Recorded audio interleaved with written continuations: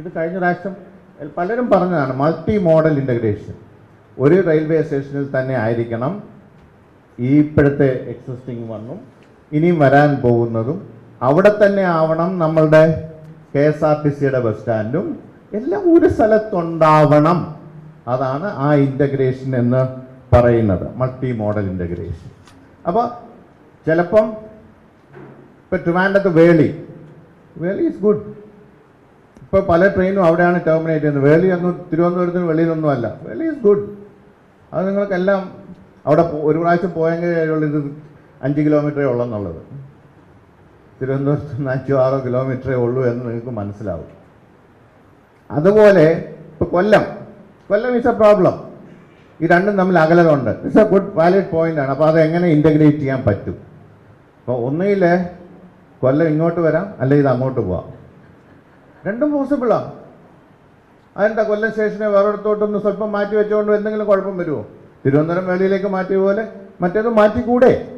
എന്തുകൊണ്ട് ചിന്തിക്കുക? നമുക്ക് വ്യത്യാസങ്ങൾ വന്നുകൊണ്ടേയിരിക്കണം. ഇപ്പോൾ കൊല്ലം റെയിൽവേ സ്റ്റേഷനിൽ മാറ്റിയത് കൊണ്ട് കൊല്ലം റെയിൽവേ സ്റ്റേഷനിലെ സ്ട്രക്ചറൊന്നും വലിയ 100 കൊല്ലം പഴക്കമുള്ളതാണ്.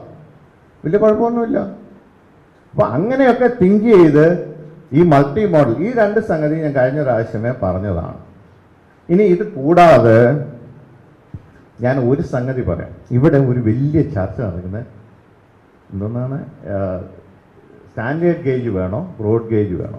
ഇത് തമ്മിലുള്ള വ്യത്യാസം എത്രയാണെന്നറിയാമോ? 20 സെൻറ്റിമീറ്റർ. ഇത്രേ ഉള്ളൂ. ഇതിലേതാ വേണ്ടെന്നുള്ളത് എൻ്റെ പ്രശ്നം എന്നാന്ന് ചോദിച്ചാൽ 2 പ്രശ്നമാണുള്ളത്. ഏതാണ് ടെക്നോളജി അവൈലബിൾ, ഏതാണ് മുന്നോട്ട് ഇനിയും വരാൻ പോകുന്ന ടെക്നോളജി. ഇത് നമ്മൾ മനസ്സിലാക്കിയെങ്കിൽ മാത്രമേ പറ്റുള്ളൂ. അത് റെയിൽവേ ബോർഡാണ് അതിൻ്റെ അധികാരി. Railway board should decide. അത് വളരെ കൃത്യമാണ്. ഇന്ന് വരുന്ന എല്ലാ ഹൈസ്പീഡും സ്റ്റാൻഡേർഡ് ഗേജ് ആണ്. മുംബൈ അഹമ്മദാബാദ്, ഇനിയും വരാൻ പോകുന്ന ഡയമണ്ട് ക്വാഡ്രിലാറ്ററൽ പ്രോജക്റ്റ്, ഇതെല്ലാം സ്റ്റാൻഡേർഡ് ഗേജ് ആണ്. ഇനി ബ്രോഡ് ഗേജിൽ ഇതുവരെ 160 മാക്സിമം സ്പീഡ്. ഇനി ഇത് എൻ്റെ ഒരു അനാലിസിസാണ്. 160. 160 ഒരു ട്രെയിനേ ഉണ്ടാക്കിയിട്ടുള്ളൂ, വന്ദേ ഭാരത്. അതിൻ്റെ കമ്പാർട്ട്മെൻറ്റ് അല്ലെങ്കിൽ റേറ്റ്സ് ഉണ്ടാക്കണമെങ്കിൽ ഇനിയും 10 കൊല്ലം എടുക്കുമെന്ന് ഇവർ പറയുന്നു.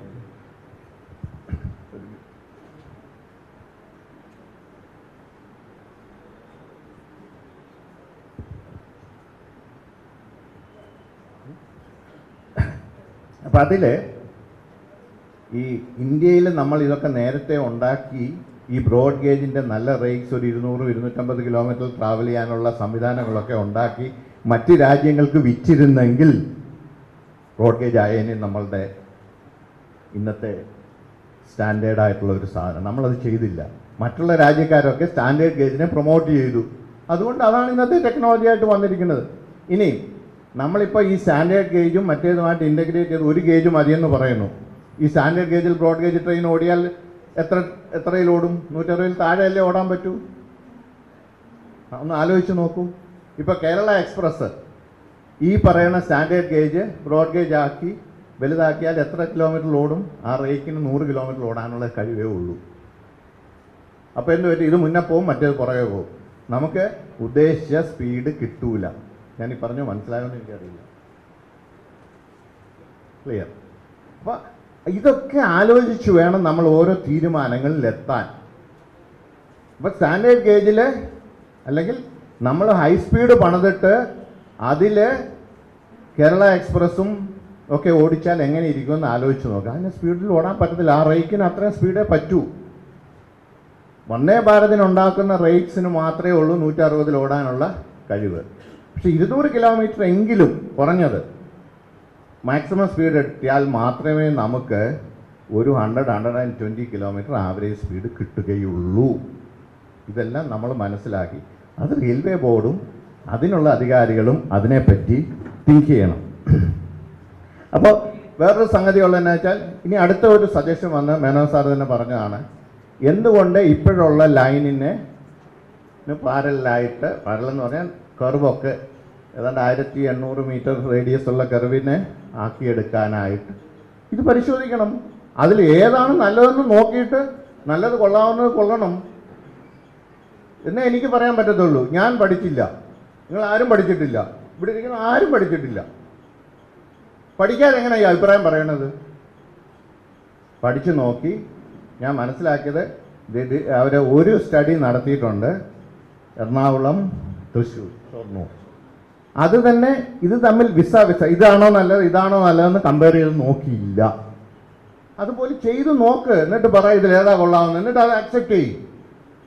ഇതൊക്കെ നമ്മൾ മനസ്സിലാക്കി പ്രവർത്തിച്ചെങ്കിൽ മാത്രമേ ഇതിൽ ഏതാണ് നല്ലതെന്നും അതിലേത് കൊള്ളണം ഏത് തള്ളണം എന്ന് തീരുമാനിക്കാൻ പറ്റുകയുള്ളൂ.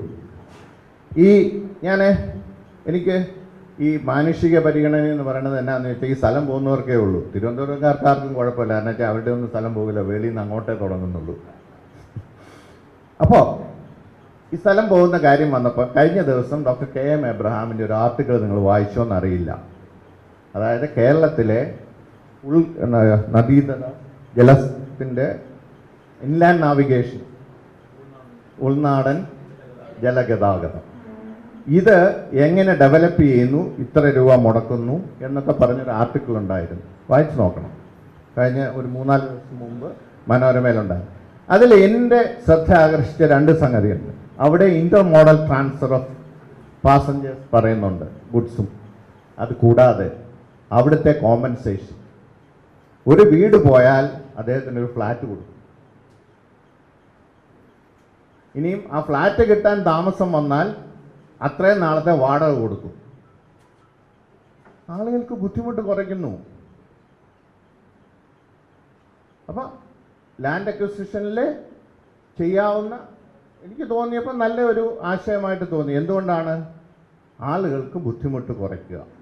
ഒരു ആളിനെ ഇന്നിപ്പം നിങ്ങളോട് ഇറങ്ങി പോകാൻ പറയുന്നു, വീടുണ്ട്, എനിക്ക് പുതിയൊരു വീട് വെക്കണമെങ്കിൽ എനിക്ക് മിനിമം 1 വർഷം എടുക്കുന്നു. അതിനുള്ള ഒരു പ്രതിവിധിയായിട്ടായിരിക്കണം ഇങ്ങനെയുള്ള ഒരു സജഷൻ വന്നിരിക്കുന്നത്. അപ്പം നമുക്ക് അത് ചെയ്യാൻ പറ്റും. അപ്പം ഇങ്ങനെ ഒരുപാട് സജഷൻസ് ഇങ്ങനെ വന്നിട്ടുണ്ട്. എൻ്റെ ഒരു സജഷൻ എന്താണെന്ന് ചോദിച്ചാൽ, ഇതൊക്കെ പരിശോധിക്കാൻ ഗവൺമെൻറ് തലത്തിൽ ഒരു ടെക്നിക്കൽ കമ്മിറ്റി ഉണ്ടാക്കണം. ആ കമ്മിറ്റി ഉണ്ടാക്കി ആ കമ്മിറ്റി ഇതിനെ പഠിച്ച് മേ ബി അഗെയിൻ സ്റ്റഡീസ് നടത്തേണ്ടി വരുമായിരിക്കാം. അങ്ങനെയൊക്കെ ചെയ്ത് കഴിഞ്ഞാൽ ഇതിൻ്റെ പ്രോസ് ആൻഡ് കോൺസ്, എന്താണ് അതിൻ്റെ കുറ്റങ്ങൾ, എന്താണ് അതിൻ്റെ പ്രശ്നങ്ങൾ എന്ന് നോക്കി പരിശോധിച്ച് ചെയ്യാൻ പറ്റും. ഒരു സംഗതിയും കൂടെ ചെയ്യാൻ പറ്റും. നമുക്ക് 2 ഫേസായിട്ട് വേണമെങ്കിൽ ഇംപ്ലിമെൻ്റ് ചെയ്യാം. ഫസ്റ്റ് ഫേസ് കാലിക്കട്ട് വരെ, അത് കഴിഞ്ഞ് കാലിക്കട്ട് വരെ ഇതിൻ്റെ വയബിലിറ്റി ആദ്യമേ പറഞ്ഞ പോലെ ഏത് പബ്ലിക് ട്രാൻസ്പോർട്ടേഷൻ സിസ്റ്റം ആണെങ്കിലും ഇനിഷ്യലി വയബിൾ ആവില്ല. ഈ സ്റ്റഡീസിൽ ഈ പറഞ്ഞ 80,000 ട്രാഫിക് എന്നൊക്കെ പറഞ്ഞ് ഡൈവേർട്ടഡ് ട്രാഫിക്കാണ്. ഈ ഡൈവേർട്ടഡ് ട്രാഫിക് കൊണ്ടൊന്നും ഇത് ശരിയാവില്ല. അതിന് പകരം ഇതിൽ ജനറേറ്റ് ചെയ്യണം ട്രാഫിക് ജനറേറ്റ് ചെയ്യണമെങ്കിൽ ഇക്കണോമിക് ഗ്രോത്ത് ഉണ്ടാവണം. അതായത് നമ്മളുടെ ടൂറിസം മേഖല വികസിക്കണം, നമ്മളുടെ വിദ്യാഭ്യാസ മേഖല നന്നായിട്ട് ഗുണനിലവാരമുള്ളതായിട്ട് മാറണം. അതല്ലെങ്കിൽ സോഫ്റ്റ്വെയർ ടെക്നോളജി പാർക്സ് പല സ്ഥലങ്ങളിലായിട്ട് വരണം. അപ്പോൾ ഇങ്ങനെയൊക്കെ വന്നെങ്കിൽ മാത്രമേ പറ്റുള്ളൂ. അത് ജനറേറ്റഡ് ട്രാഫിക്കിനെ ഡിപ്പെൻഡ് ചെയ്തായിരിക്കും ഇതിൻ്റെ ഗുണനിലവാരം ഉണ്ടാവാൻ പോകുന്നത്. അപ്പോൾ ഇത്രയും സംഗതികൾ ഉണ്ടെങ്കിൽ മാത്രമേ ഇത് ചെയ്യാൻ പറ്റുള്ളൂ. പിന്നെ ഈ സാമൂഹ്യ ആഘാത പഠനവും എൻവയൺമെൻ്റൽ പഠനവും ഒക്കെ നടത്തുമ്പം കല്ലിടണമെന്നൊന്നും ഇല്ലാന്ന് കഴിഞ്ഞ മീറ്റിങ്ങിലേ എല്ലാവരും പറഞ്ഞതാണ്. അതില്ലാതെയും ചെയ്യാൻ പറ്റും. ഇതൊക്കെ നമ്മളുടെ ഈ ആവശ്യമില്ലാതെ ചില ഉദ്യോഗസ്ഥരുടെയൊക്കെയുള്ള ആവേശം ആവാം. അടുക്കളയിൽ പോയി കല്ലിടേണ്ട ആവശ്യമില്ലാതെ ആരോട് പറഞ്ഞതല്ലേ. അതില്ലെങ്കിലും പഠനം നടത്താൻ പറ്റും. ഡോക്ടർ കുഞ്ചറിയ, നമ്മൾ തിരിച്ചിനി വീണ്ടും താങ്കളിലേക്ക് വരാം. എന്തെങ്കിലും സംശയം ഉണ്ടെങ്കിൽ. ഇതിപ്പോൾ ചുരുക്കി പറയേണ്ട കാര്യമില്ല, എല്ലാവർക്കും കേട്ടു, എല്ലാവർക്കും മനസ്സിലായി. ഇനി ആ സമയമൊന്നും അതിന് വേണ്ടിയിട്ട് എടുക്കുന്നില്ല.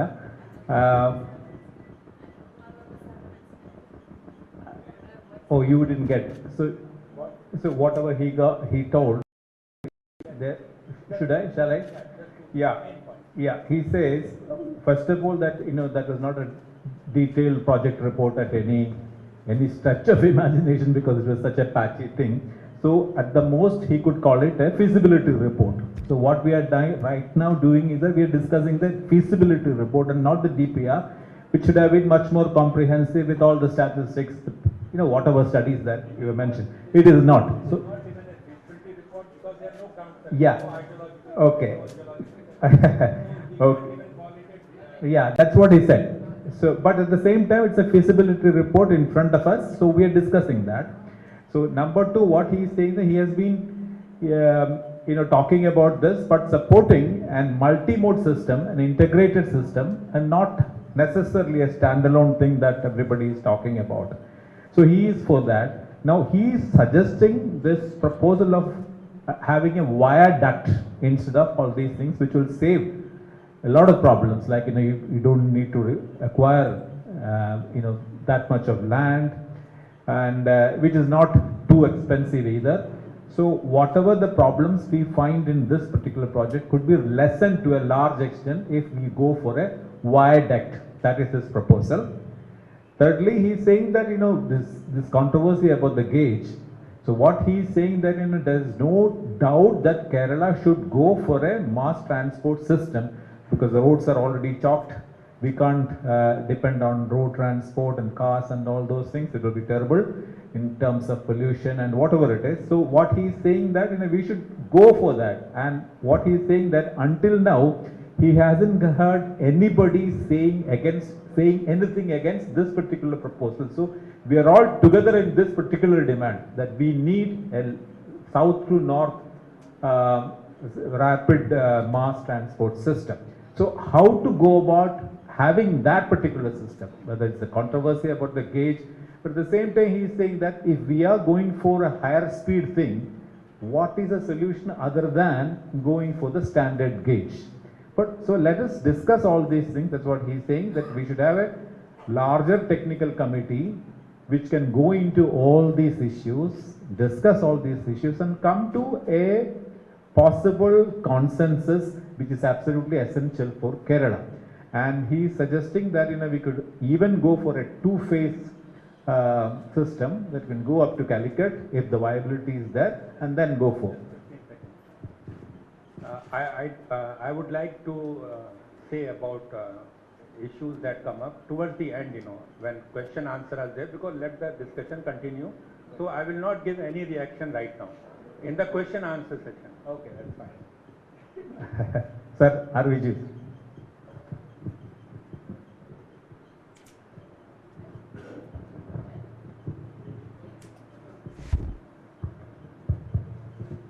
വേദിയിലും സദസ്സിലുമുള്ള ബഹുമാന്യ സുഹൃത്തുക്കൾ, ഏതാണ്ട് 10 വർഷം മുൻപാണ് കേരളത്തിൽ ഹൈസ്പീഡ് റെയിൽ വേണമെന്നുള്ള നിർദ്ദേശം ആദ്യം വന്നത്. എനിക്ക്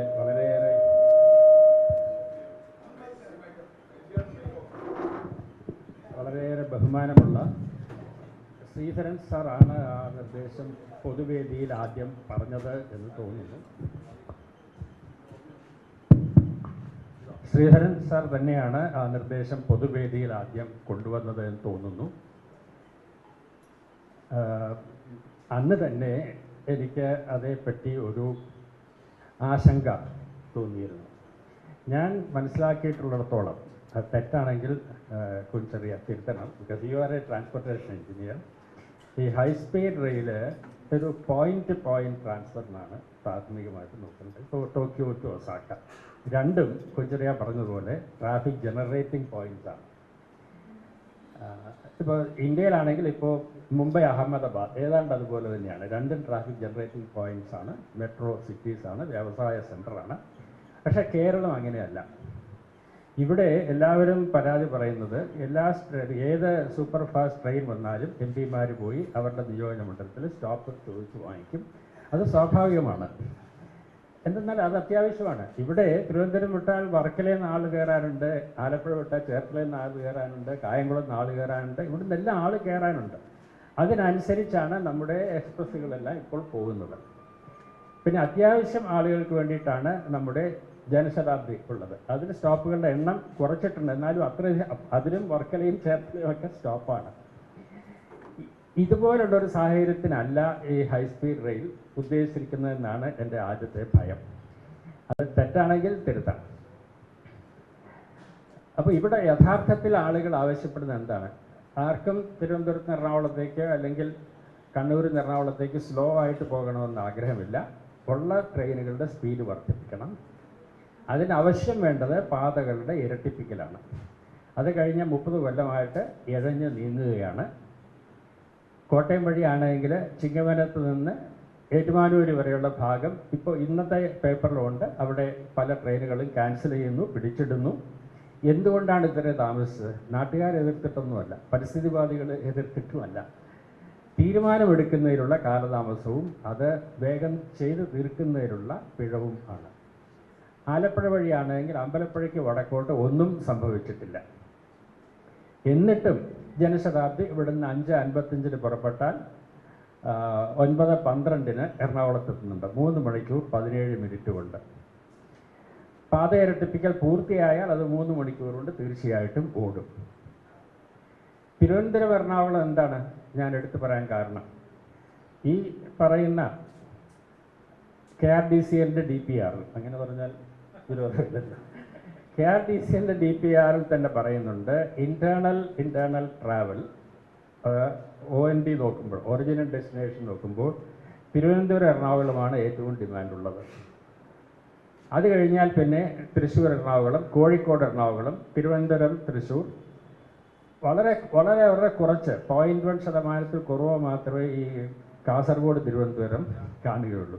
അപ്പോൾ അത് പറയാൻ സുഖമുണ്ട്, കാസർഗോഡ് തിരുവനന്തപുരം 4 മണിക്കൂർ എന്നുള്ളതല്ലാതെ പ്രായോഗികമായിട്ട് നോക്കുമ്പോൾ തിരുവനന്തപുരം എറണാകുളം, കോഴിക്കോട് എറണാകുളം ഒക്കെയാണ് പ്രധാനം. അത് 3 മണിക്കൂറിലോ 4 മണിക്കൂറിലോ എത്താൻ സാധിക്കും നിലവിലുള്ള പാത ഇരട്ടിപ്പിക്കുകയും അതോടൊപ്പം സിഗ്നലിംഗ് ആധുനികവത്കരിക്കുകയും ചെയ്യുകയാണെങ്കിൽ. നമ്മുടെ ഇപ്പോഴുള്ള സിഗ്നലിംഗ് എനിക്ക് തോന്നുന്നു അനാദികാലത്തുണ്ടായിരുന്ന സിഗ്നലിംഗ് തന്നെയാണ്, ബ്ലോക്ക് സിസ്റ്റമാണ്. അത് ഇലക്ട്രോണിക് സിഗ്നലിലേക്ക് മാറ്റുക. എന്നാലും നമ്മുടെ റെയിൽവേ ലൈനുകൾ ഓവർലോഡഡ് ആണ് എന്നാണ് റെയിൽവേ വിദഗ്ധർ തന്നെ പറയുന്നത്. അതുകൊണ്ട് തന്നെയാണ് അവരുടെ ഇനീഷ്യേറ്റീവിൽ, ഇതാരും സമരം ചെയ്ത് ഉണ്ടാക്കിയതല്ല എന്നാണ് ഞാൻ മനസ്സിലാക്കുന്നത്, എറണാകുളം ഷൊർണൂർ 3ാമത്തെ പാത ഇടാൻ അവർ ആലോചിക്കുന്നു, അതിൻ്റെ പഠനം നടത്തുന്നു. അത് എന്തുകൊണ്ട് ഈ പറയുന്ന വളവുകൾ നിവർത്തുന്ന ആവശ്യമാണ്. പക്ഷേ ഈ സാധാരണ ഫോട്ടോ എടുത്ത് കാണിക്കുന്ന കൊല്ലത്തെ വളവല്ല വില്ലൻ. കൊല്ലത്തെ വളവ് നിവർത്തേണ്ട യാതൊരു ആവശ്യമില്ല. ഏതായാലും കൊല്ലത്ത് സ്റ്റോപ്പുണ്ട്. കൊല്ലം സ്റ്റോപ്പ് അടുക്കുമ്പോഴേക്കും 2-3 കിലോമീറ്റർ മുമ്പ് തന്നെ ട്രെയിനിൻ്റെ സ്പീഡ് കുറച്ചുകൊണ്ട് വരും. അതുകൊണ്ട് അവിടുത്തെ വളവ് സാരമില്ല. പക്ഷേ വഴി നീളെ വേറെ വലിയ വളവുകളുണ്ട്. അതിൻ്റെ റേഡിയസ് ഓഫ് കർവേച്ചർ കുഞ്ചറിയ സൂചിപ്പിച്ചതുപോലെ കൂട്ടിക്കൊണ്ട് അതിനെ കൂടുതൽ സ്പീഡ് സാധ്യമാകുന്ന തരത്തിൽ മാറ്റുകയാണ് എങ്കിൽ ഈ എറണാകുളം ഷൊർണൂർ അവിടെ 3ാം പാത മാത്രമല്ല 4ാം പാതയും വേണ്ടിവരും. പിന്നെ ആവശ്യമുള്ള സ്ഥലത്ത് വീണ്ടും കുഞ്ചറിയ സൂചിപ്പിച്ചതുപോലെ വയാഡക്റ്റ് ആക്കേണ്ടി വരും ചില സ്ഥലങ്ങളിലെങ്കിലും. അതെവിടെയൊക്കെയാണ് വേണ്ടത്? അതിന് അധിക ചെലവ് വരും. ആ അധിക ചെലവ് സംസ്ഥാന സർക്കാർ വഹിക്കാം എന്ന് പറഞ്ഞാൽ അത് കേരളയിലൂടെ ചെയ്യാം. കേരയിൽ എന്ന് പറയുന്നത് സിൽവർ ലൈൻ കോർപ്പറേഷൻ അല്ല. കേരയിൽ എന്ന കേരള റെയിൽ ഡെവലപ്മെൻറ്റിന് വേണ്ടി ഉണ്ടാക്കിയ കോർപ്പറേഷനാണ്. അപ്പോൾ ഈ എറണാകുളം ഷൊർണൂർ 3ാം പാതയും 4ാം പാതയും വേണം.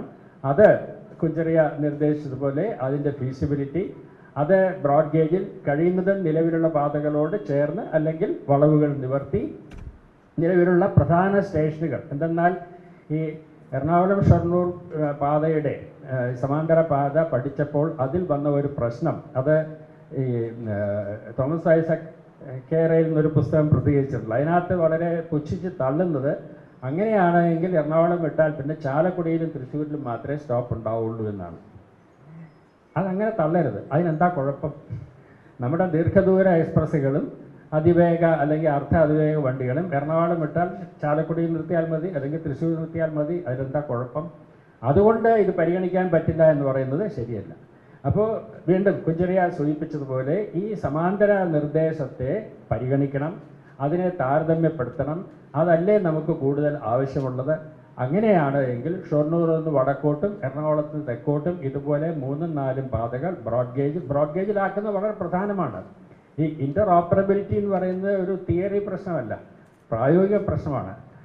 നമുക്ക് ദൂരയാത്ര പോകാനുള്ളവർക്ക് ഈസിലി ആക്സസിബിൾ ആയിട്ടുള്ള, നമുക്ക് വേഗം ചെന്നെത്താവുന്ന സ്റ്റേഷനായിരിക്കണം. ഒന്നല്ലെങ്കിൽ മറ്റൊരു ട്രെയിനിൽ പോകാനുള്ള ചോയ്സ് ഉണ്ടാവണം.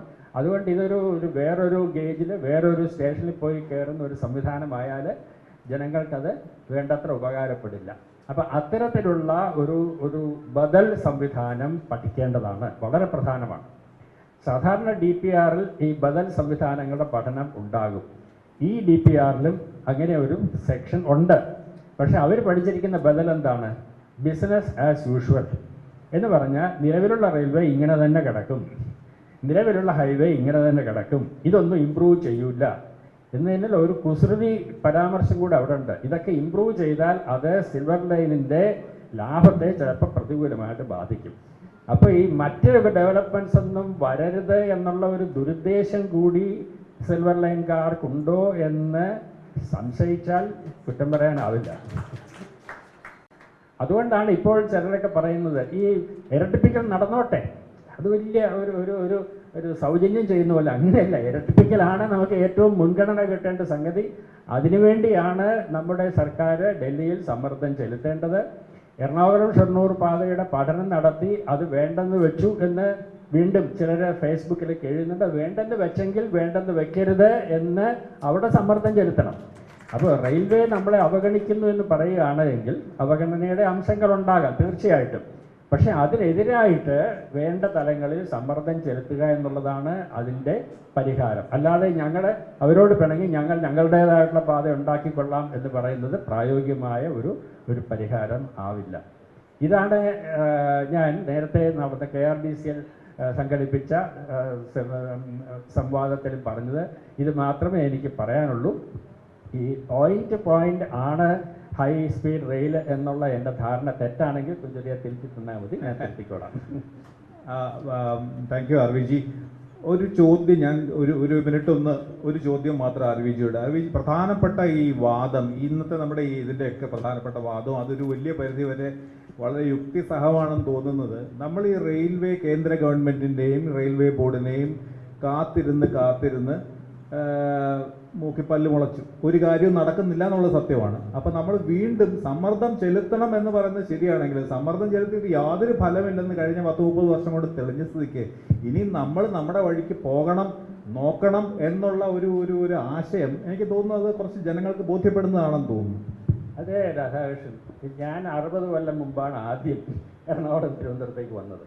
അന്നത്തെയുമായിട്ട് സഹകരിച്ചാൽ നമ്മുടെ റെയിൽവേ ആണ് വികസിച്ചിട്ടുള്ളത്, നമ്മുടെ റോഡുകളെ അപേക്ഷിച്ച്. അന്ന് എത്ര കടത്ത് കിടക്കണമായിരുന്നു എന്നുള്ളത് ആലോചിക്കുക. തിരുവനന്തപുരം എറണാകുളം നേരിട്ടൊരു ബസ് സർവീസ് പോലും ഒന്നും ഉണ്ടായിരുന്നില്ല. അന്ന് കടത്തുകളും ചെങ്ങാടത്തിലെ റോഡ് ബസ് കയറ്റി അല്ലെങ്കിൽ കാറ് കയറ്റിയൊക്കെ 2 സ്ഥലത്ത് കടന്നൊക്കെയാണ് ഇവിടെ എത്തിയിരുന്നത്. അതിനെ അപേക്ഷിച്ചിട്ട് റെയിൽവേ എത്രയോ വികസിച്ചു. അപ്പോൾ നമ്മളെ അവഗണിച്ച് നമുക്ക് ഇതിനേക്കാൾ കൂടുതൽ കിട്ടണമായിരുന്നു എന്നുള്ളതൊക്കെ ശരിയാണ്. പക്ഷേ റെയിൽവേ ആണ് ഇതിനെല്ലാം ഉത്തരവാദി. ഈ എറണാകുളം ഷൊർണൂർ 3ാമത്തെ പാതയുടെ പഠനം റെയിൽവേ ആണ് നടത്തിയത്. റെയിൽവേ ആണ് ആ നിർദ്ദേശം മുൻപോട്ട് വെച്ചത്. അപ്പോൾ അവഗണനയൊക്കെ ഉണ്ടാകും. അത് ഡൽഹിയിലാണോ അവഗണന അതോ സദേൺ റെയിൽവേയുടെ തലസ്ഥാനത്താണോ അവഗണന എന്നുള്ളതിൽ എനിക്ക് സംശയമുണ്ട്. പക്ഷെ രണ്ടായാൽ ഇതിനെതിരെ ഒരു വാക്ക് നമ്മുടെ രാഷ്ട്രീയ നേതൃത്വം ഇതുവരെ പറഞ്ഞ് ഞാൻ കേട്ടിട്ടില്ല. അല്ല, നമ്മൾ എല്ലാ റെയിൽവേ ബജറ്റ് കാലത്തും അവഗണനയെ പറ്റി എല്ലാ രാഷ്ട്രീയ പാർട്ടികളും ബഹളം വെക്കുന്നു. പാർലമെന്റിൽ പോയിട്ട് സമരം ചെയ്തു. നമ്മുടെ MP-മാരെല്ലാവരും എന്താണ് ബഹളം വെക്കുന്നത്? നമുക്ക് പുതിയ ട്രെയിൻ അനുവദിച്ചില്ല എന്നുള്ളതാണ്. അതല്ല നമ്മുടെ പ്രശ്നം. ഈ റെയിൽവേ സിസ്റ്റം സംവിധാനം മെച്ചപ്പെടുത്തണം എന്നുള്ളതിനെ പറ്റി ഒരു നിർദ്ദേശവും ഇവിടുന്ന് പോയതായിട്ട് എൻ്റെ അറിവിലില്ല, അല്ലെങ്കിൽ എൻ്റെ തെറ്റാണ്. So what he has said is, main points is that only way out is 1, doubling of the lines, 2, improvement of the signaling, modernization of signaling. Otherwise, absolutely, what he is saying that everything else is because the high speed point to point traffic is not quite suitable for a place like Kerala. So, and if doubling and signaling modernization plus a viaduct possibility, these 3 are absolutely thinkable, and interoperability is absolutely essential. So we cannot have a standalone thing for a state like Kerala. I think these are the main points that he has said, that he has been saying for a long time. Now, Raghuchandran Nair, now ഇത് 4 and against മാറി വരട്ടെ എന്ന് വിചാരിച്ചിട്ടാണ്.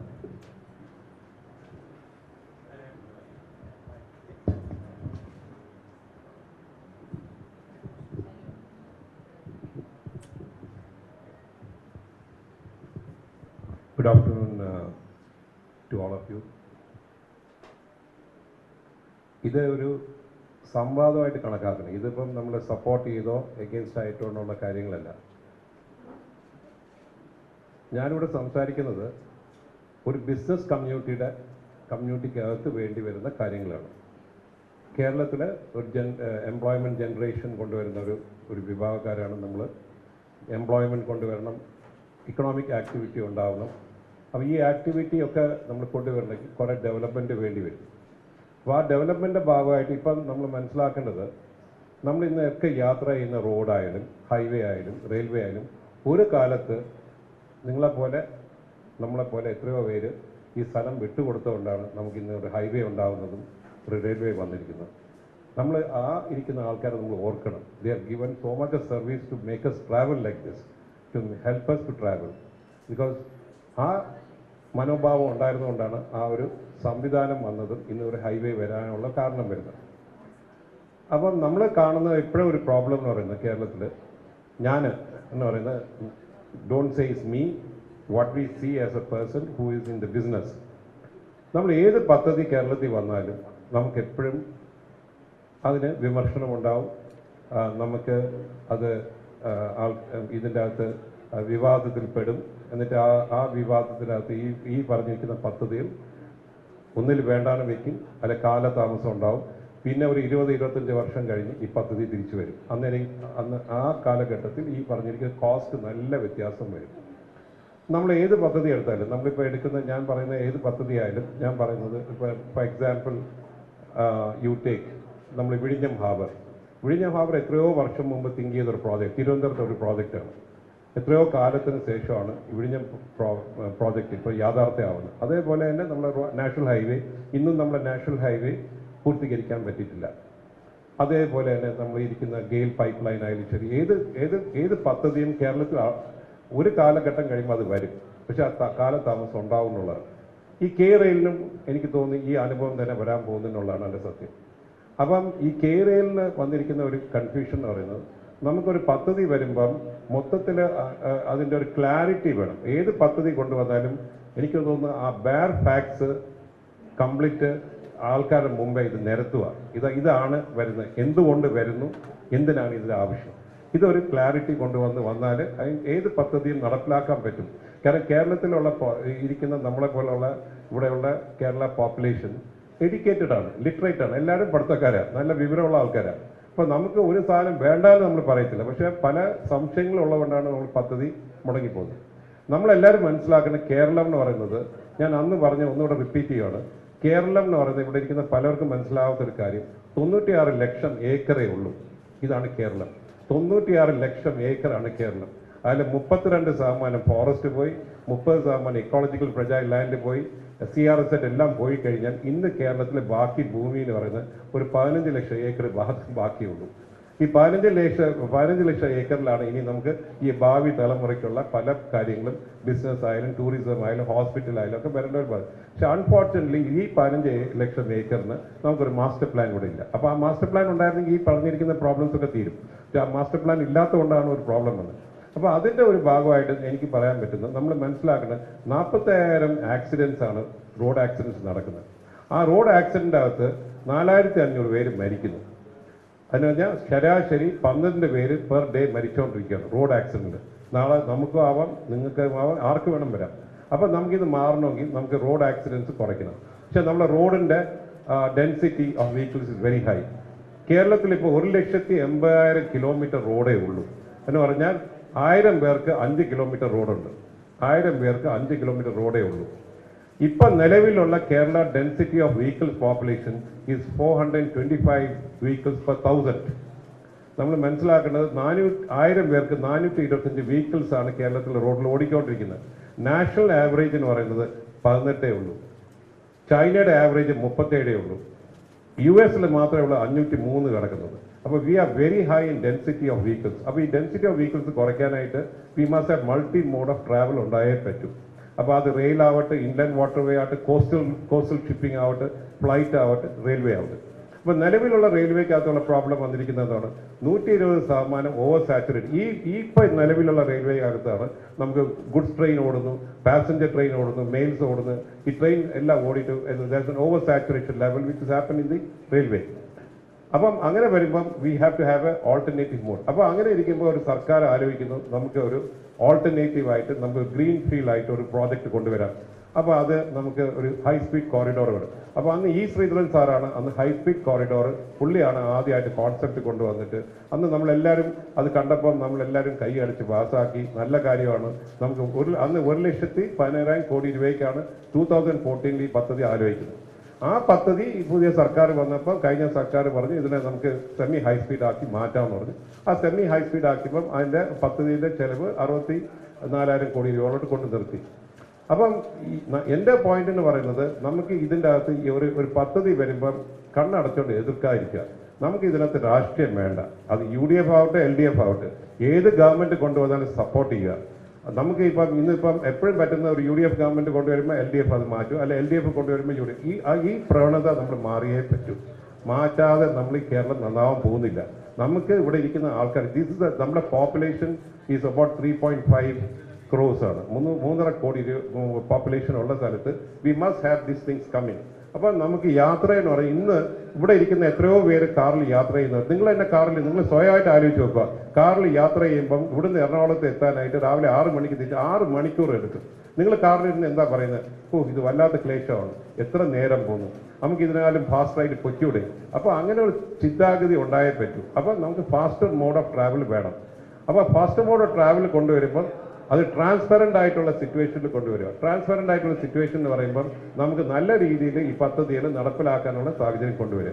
അപ്പോൾ ഇതാണ് നമുക്ക് മെയിനായിട്ട്. അപ്പോൾ അതിൻ്റെ സൊല്യൂഷൻ എന്ന് പറയുന്നത് we need to bring new ആയിട്ടുള്ള കോൺസെപ്റ്റ് ആയിട്ടുള്ള നല്ല കാര്യങ്ങൾ കൊണ്ടുവരിക. അപ്പോൾ ഇത് വരുമ്പം നമുക്ക് കുറേ ട്രാവലേഴ്സിനെ ഈ പറഞ്ഞിരിക്കുക റോഡിന് വീഡ് ഓഫ് ചെയ്യാം. പിന്നെ നമ്മളെല്ലാവരും മനസ്സിലാക്കേണ്ട ഒരു കാര്യം, ട്രാൻസ്പോർട്ട്, ഹെൽത്ത് എല്ലാത്തിനും ലാഭം കണ്ടുകൊണ്ട് നമ്മൾ സംസാരിക്കരുത്. അങ്ങനെയാണെങ്കിൽ നമ്മൾ 2 ലക്ഷത്തി കോടി രൂപയോളം നമ്മൾ ഇന്ത്യൻ പട്ടാളത്തിന് ചിലവാക്കുന്നു. എന്ത് ലാഭം നിങ്ങൾക്ക് കിട്ടുന്നു? അവർ നമ്മളെ സംരക്ഷിക്കുന്നതല്ലാതെ നമ്മൾ ലാഭം പറയാൻ പോയാൽ കിട്ടുമോ? നമ്മൾ മെഡിക്കൽ കോളേജിന് കാലാകാലങ്ങൾ 1000 ചില്ലാനും കോടി രൂപ സ്പെൻഡ് ചെയ്യുന്നു. അതിൻ്റെ ലാഭമാണ് കിട്ടുന്നത്. ട്രാൻസ്പോർട്ടേഷൻ ലാഭമായിട്ടുള്ള പ്രോജക്റ്റ് അല്ല, it is A service project.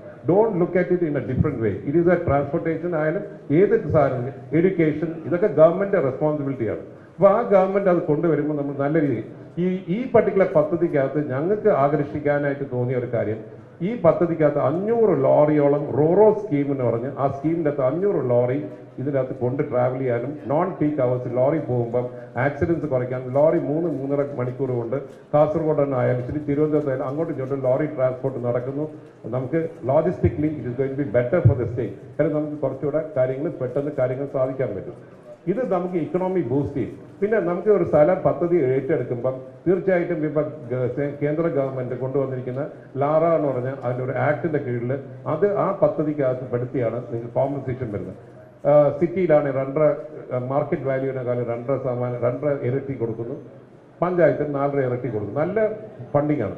ഈ വന്നിരിക്കുന്ന നമ്മൾ മനസ്സിലാക്കണം, ഈ 13,000 കോടി രൂപ ഭൂമിക്ക് എടുക്കാൻ മാറ്റി വെച്ചിരിക്കുന്ന തുക ഈ പറഞ്ഞിരിക്കുന്ന ആൾക്കാരെ കിട്ടിയാൽ ഈ ഭൂമിയുടെ തുക കയ്യിൽ വരുമ്പോൾ മാർക്കറ്റിൻ്റെ അകത്തെ തുക വരുന്നത്. ഈ മാർക്കറ്റ് വരുമ്പോൾ ആൾക്കാർ വേറെ ഭൂമി വാങ്ങിക്കുന്നു, വേറെ വീട് വെക്കുന്നു, അല്ലെങ്കിൽ സ്വർണം വാങ്ങിക്കുന്നു, അല്ലെങ്കിൽ പിള്ളേരെ കെട്ടിച്ച് വിടുന്നു. ഇതൊക്കെ ഇതിനകത്ത് നടക്കും. അപ്പോൾ അതിൻ്റെ ഇരട്ടിയായിട്ടുള്ള ഒരു ഇക്കണോമിക് ആക്ടിവിറ്റി ഈ പറഞ്ഞിരിക്കുന്ന പദ്ധതിക്കകത്ത് നടക്കും. അത് സംശയമൊന്നുമില്ല. പക്ഷേ ഇതിനകത്ത് നമ്മൾ ചെയ്യേണ്ടതെന്നാണ് ഇപ്പം നമ്മൾ കാണുന്ന കോൺട്രവേഴ്സി, ടി വിയിൽ കണ്ടുകൊണ്ടിരിക്കുന്ന കോൺട്രവേഴ്സി എന്നാണ്. ടി വിയിൽ കാണുന്ന കോൺട്രവേഴ്സി കല്ലിടാൻ പോകുന്നു, തടയുന്നു, പിടിക്കും. ഇതിപ്പം കേരളയിൽ ഒരു പദ്ധതി പറഞ്ഞു. ഇപ്പം ഇവർ പറയുന്നത് അപ്രൂവൽ ഇല്ല. ഞാൻ നീതി ആയോഗായിട്ട് ചോദിച്ചപ്പോൾ നീതി ആയോഗ് എനിക്ക് അയച്ചു തന്ന ലെറ്റർ ഉണ്ട്. This project is approved in principle in December 2019. അവർ കത്തെറ്റയിലുണ്ട്, എൻ്റെ ഫോണിൻ്റെ അകത്ത് കിടക്കുന്നുണ്ട്. അവർ അയച്ചു തന്ന പേപ്പറാണ് അപ്രൂവ്. ഇതിൻ്റെ അകത്ത് രാഷ്ട്രീയമാണ്. നമുക്ക് രാഷ്ട്രീയത്തിൽ പോയി നമുക്ക് പെടാൻ പറ്റില്ല. നമുക്ക് രാഷ്ട്രീയം ഇല്ലാത്ത ഒരു സുതാര്യമായിട്ടുള്ള ഒരു ഡെവലപ്മെൻറ്റ് ഉണ്ടായേ പറ്റൂ. ആ ഡെവലപ്മെൻറ്റ് ഭാഗമാണ് ഞങ്ങൾ പറയുന്നത് ഇതിനകത്തുള്ള കാര്യങ്ങൾ നമ്മൾ നടത്തണം. പിന്നെ അതുകൂടാതെ തന്നെ നമുക്ക് ആൾക്കാർക്ക് ഒരു പേടിയുണ്ട്. ഒരു ഭൂമി ഏറ്റെടുത്ത് ബഫർ സോൺ എന്ന് പറഞ്ഞ് ഡിക്ലെയർ ചെയ്താൽ അവസാനം ഈ പണവും കിട്ടത്തില്ല, ആ ഭൂമിക്കകത്തൊന്നും ചെയ്യാനും പറ്റില്ല. ഇത് പല പ്രാവശ്യം പറ്റിയിട്ടുള്ളത് കൊണ്ടാണ് ഇപ്പോഴത്തെ പുതിയ ഒരു ആക്ടിൻ്റെ അകത്ത് it's very clear that this sort of things doesn't happen. അപ്പം ഈ സർവേ നടത്തുമ്പം എനിക്കൊന്ന് ആൾക്കാരെ വിളിച്ച് സംസാരിച്ച് ഈ പണ്ടൊക്കെ നമ്മളെ വീട്ടിൽ സാധാരണ സർവേ നമുക്കൊക്കെ ഭൂമി പോയിട്ടുള്ളവരാണ്. അപ്പോൾ അവർ സാധനം ചെയ്യുന്നത് കൊണ്ടുവന്നിട്ട് ഒരു ടിന്നെടുത്ത് പെയിന്റ് എടുത്തിട്ട് മതിൽ അങ്ങ് വരച്ചിട്ട് പോകാറേ ഉള്ളൂ. ഇങ്ങനെ നമ്മൾ അടിച്ചൊരു കല്ലൊന്നും ഇടാറില്ല. എനിക്കൊന്ന് ഈ കല്ലൊക്കെ ഇടുമ്പം ഒരു പേടി സ്വപ്നമായിട്ട് മാറുന്നു. അതിന് കുറച്ചുകൂടെ സിമ്പിളായിട്ട് ആൾക്കാരായിട്ട് സംസാരിച്ച് മനസ്സിലാക്കി നമുക്ക് തീർച്ചയായിട്ടും ഈ പറഞ്ഞിരിക്കുന്ന കാര്യങ്ങൾ നടത്താൻ പറ്റും എന്നുള്ളതാണ് എനിക്ക് തോന്നുന്നത്. I M quite sure that ഈ പ്രോജക്റ്റ് നമുക്ക് കേരളത്തിന് എല്ലാ രീതിയിലും എക്കണോമിക് ആക്ടിവിറ്റി ഇമ്പ്രൂവ് ചെയ്യും. ഇത് ഞങ്ങളുടെ ഭാഗത്ത് ബിസിനസ് കമ്മ്യൂണിറ്റിക്കകത്ത് നിങ്ങളുടെ ഈ പറഞ്ഞിരിക്കുന്ന മനസ്സിലുള്ള ഉൾക്കൊണ്ടൊക്കെ നമ്മൾ we are definitely with you, your concerns are with you. ആ കൺസേൺസ് മാറ്റിയിട്ടുണ്ട് തന്നെ ഈ പ്രോജക്റ്റ് നടപ്പിലാക്കണമെന്നുള്ളതാണ് ഞങ്ങളുടെ business community. So, do you want to gist of what he said? No, what he says that, the multi-mode transport is absolutely essential because, and most important point is that roads are no more a solution. Roads have been chalked so much, vehicle density, road density, so road is out of question. Now we have to go for another modes of transport, and high-speed corridor proposal is something which was proposed even by Mr. E. Sridharan some time back. Now that was converted into semi-speed later, but the point is that we have to have something like this for the development of Kerala, which is essential. And Kerala is a land scarce state. We have only 15 lakh acres after you give it for forest and ecologically sensitive thing. So land is an issue, but at the same time, unless we do something with whatever that is we have, we cannot go a step forward. From a businessman's point of view as well as a citizen's point of view, he says this is absolutely essential. Yeah, that we can come to details. That is a very, he's saying that 500 lorries, trucks can be carried by this train, which is actually going to help a lot in terms of logistics. So, കഴിഞ്ഞ സംവാദത്തിൽ ക്ഷണിക്കാതെ അല്ലെങ്കിൽ ക്ഷണിക്കപ്പെട്ടതിന് ശേഷം വീണ്ടും ക്ഷണം നിരസിക്കപ്പെട്ട ചർച്ച മുഴുവൻ Joseph C മാത്യുവിനെ പറ്റി ആയി മാറി ആ ചർച്ച. അന്ന് അത് സർക്കാർ ചെയ്ത മറ്റൊരു സംഭാവനയായിരുന്നു. അത് വലിയ പ്രധാനപ്പെട്ട ചർച്ച വിഷയമായി, അത് ഒരു വലിയ അജണ്ടയായിട്ട് തന്നെ മാറി. അതുകൊണ്ട് തന്നെ പ്രധാനപ്പെട്ട ഒരു രീതിയിൽ അത് സർക്കാർ വലിയ സഹായമാണ് ഈ പ്രതിരോധ സമിതിക്ക് നൽകിയെന്നാണ് എനിക്ക് തോന്നുന്നത്. എല്ലാവരും ശ്രദ്ധിക്കാൻ പോകുന്ന വരികളാണ് അദ്ദേഹത്തിൽ നിന്ന് നമുക്ക് കേൾക്കാനുള്ളത്.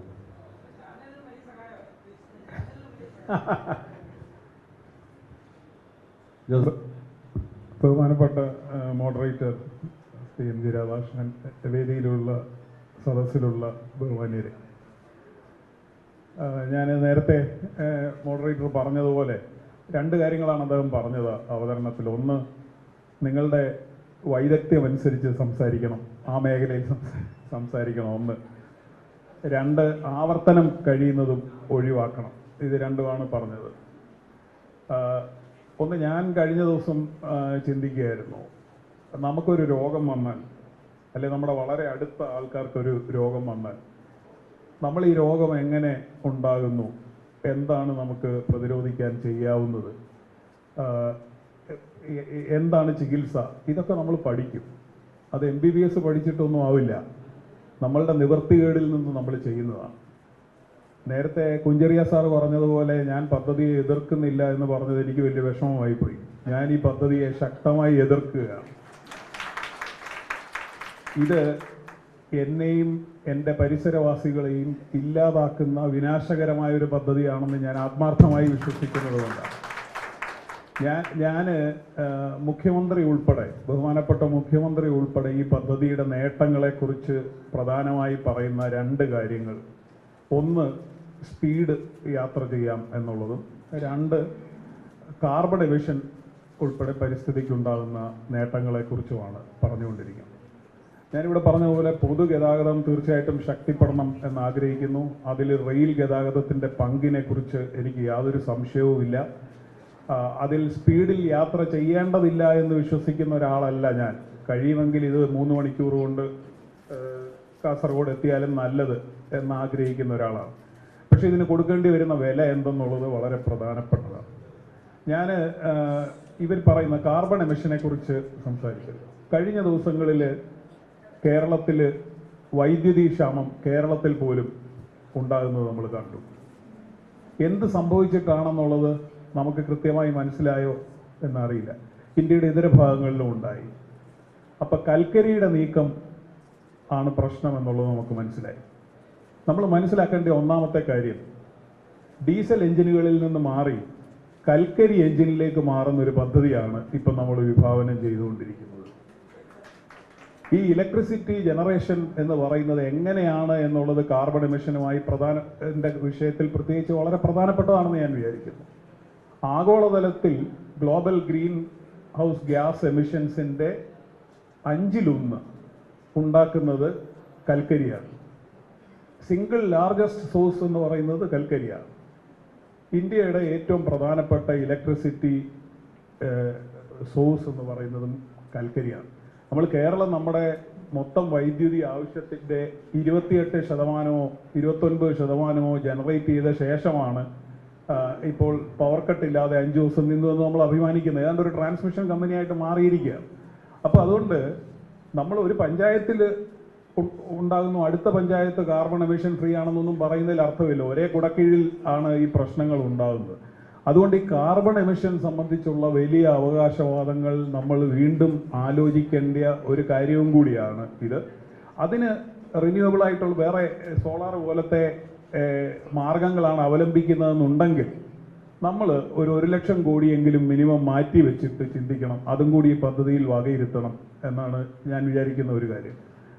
അത് പറഞ്ഞ ഒരു പ്രധാന നേട്ടം അതായതുകൊണ്ട്. സ്പീഡ് സംബന്ധിച്ചുള്ള കാര്യത്തിൽ നേരത്തെ RVG മാഷിയോട് ചൂണ്ടിക്കാണിച്ച ഒരു കാര്യം, ജനശതാബ്ദിയിൽ നമ്മൾ യാത്ര ചെയ്യുമ്പോൾ 3 മണിക്കൂർ 15 മിനിറ്റ് കൊണ്ട് നമ്മൾ 206 കിലോമീറ്റർ ദൂരെയുള്ള എറണാകുളത്ത് എത്തുകയാണ്. കേരളയിലെ തന്നെ പഠന റിപ്പോർട്ട് DPR പറയുന്നു 200 കിലോമീറ്ററാണ് യാത്രക്കാർ ആവറേജ് സഞ്ചരിക്കുക. നമ്മൾ മനസ്സിലാക്കേണ്ട കാര്യം, ഒരു ദിശയിൽ 37 ട്രെയിൻ ഓടും എന്നാണ് അവർ പറയുന്നത്. 625 പാസഞ്ചേഴ്സാണ് ഈ ട്രെയിനിൽ മാക്സിമം കയറാവുന്നത്. ഫുൾ കപ്പാസിറ്റിയിൽ ഓടിയാലും അങ്ങോട്ടും ഇങ്ങോട്ടും കൂടെ ഓടാവുന്നത് 46,000 പേർക്കാണ്. അപ്പോൾ ഇവരുടെ 80,000-ന്റെ കണക്കെന്ന് പറയുന്നത് 200 കിലോമീറ്ററിൽ ഇറങ്ങി വേറെ യാത്രക്കാർ കയറും എന്നുള്ള കണക്കനുസരിച്ചാണ്. അല്ലെ 46,000 പേരെ കയറാൻ പറ്റൂ. അപ്പോൾ ഈ പറയുന്ന സിൽവർ ലൈൻ്റെ ഒരു നിർദ്ദിഷ്ട പാതയിലൂടെ തന്നെ ഈ ദൂരം ഓടിയെത്താൻ 1 മണിക്കൂർ 50 മിനിറ്റ് എടുക്കും എന്നാണ് ഇവർ പറയുന്നത്. അതേ DPR-ൽ പറയുന്ന മറ്റൊരു കാര്യം, EMU കോച്ചസ് വന്നു കഴിഞ്ഞാൽ 10%-ലധികം നിങ്ങളുടെ യാത്രാ സമയം കുറയും എന്നുള്ളത് ഈ DPR തന്നെ പറയുന്നുണ്ട്. അപ്പോൾ ഞാൻ കേരളത്തിലെ വിവരാവകാശമുള്ള ജനങ്ങൾക്ക് വേണ്ടി സർക്കാരുകളോട് ആവശ്യപ്പെടുന്ന ഒരു കാര്യം, ഒരു ദിവസം ഈ ജനശതാബ്ദി 625 യാത്രക്കാരുമായി EMU ബോഗികളുമായി 3 സ്റ്റോപ്പുകൾ ഈ ദൂരം ഒന്ന് ഓടിച്ചു കാണിക്കൂ ഒരു ദിവസം. എന്നിട്ട് എത്ര മിനിറ്റാണ്? ഓട്ടോമാറ്റിക് ട്രാഫിക് സിഗ്നലിങ്ങും വളരെ പ്രധാനപ്പെട്ടതാണ്. നേരത്തെ മാഷി ചൂണ്ടിക്കാണിച്ചു. അത് പെട്ടെന്ന് സാധ്യമല്ലാത്തത് കൊണ്ടാണ് ആ ഡിമാൻഡ് ഞാൻ ഇപ്പോൾ വെക്കാത്തത്. പക്ഷേ 625 യാത്രക്കാരുമായി ഞാൻ കൂടുതൽ വേണ്ടെന്നല്ല, 4ഉം 5ഉം സിൽവർ ലൈനിൽ കൊള്ളാവുന്ന യാത്രക്കാരെ കൊണ്ടാണ് ജനശതാബ്ദി ഓടുന്നതെന്ന് നമ്മൾ ഓർക്കണം. ഒരു ബോഗിയിൽ 94 സീറ്റുണ്ട്. അപ്പോൾ അങ്ങനെയാണ് ഈ ജനശതാബ്ദി ഓടുന്നത് നിലവിലെന്ന് നമ്മൾ മനസ്സിലാക്കണം. You should compare apples with apples എന്ന് പറയുന്നത് കൊണ്ട് ഞാൻ പറയാം, ഈ 625 യാത്രക്കാരുമായി 3 സ്റ്റോപ്പുകളുമായി EMU കോച്ചസിൽ ഓട്ടോമാറ്റിക് ട്രാഫിക് സിഗ്നലിങ്ങുമായി പോയാൽ നിങ്ങൾ 15 മിനിറ്റ് ലാഭിക്കാൻ വേണ്ടിയാണ് ഈ ഇത്ര ലക്ഷം കോടികൾ ചെലവാക്കുന്നതെന്ന് നമുക്ക് കൃത്യമായി ബോധ്യപ്പെടാൻ കഴിയും. ഇതിനുള്ളൊരു അവകാശം നമുക്കുണ്ട്. അപ്പോൾ ആവർത്തിച്ചെല്ലാവരും പറയുന്നത്, ഇപ്പോൾ ഇവിടെ അവതരിപ്പിക്കപ്പെട്ട കേരളത്തിൻ്റെ വാദമുഖങ്ങളിലും പറഞ്ഞ ഒരു കാര്യം, ദക്ഷിണേന്ത്യൻ സംസ്ഥാനങ്ങളോട് റെയിൽവേ അവഗണന കാണിക്കുന്നു എന്നുള്ള കാര്യമാണ്.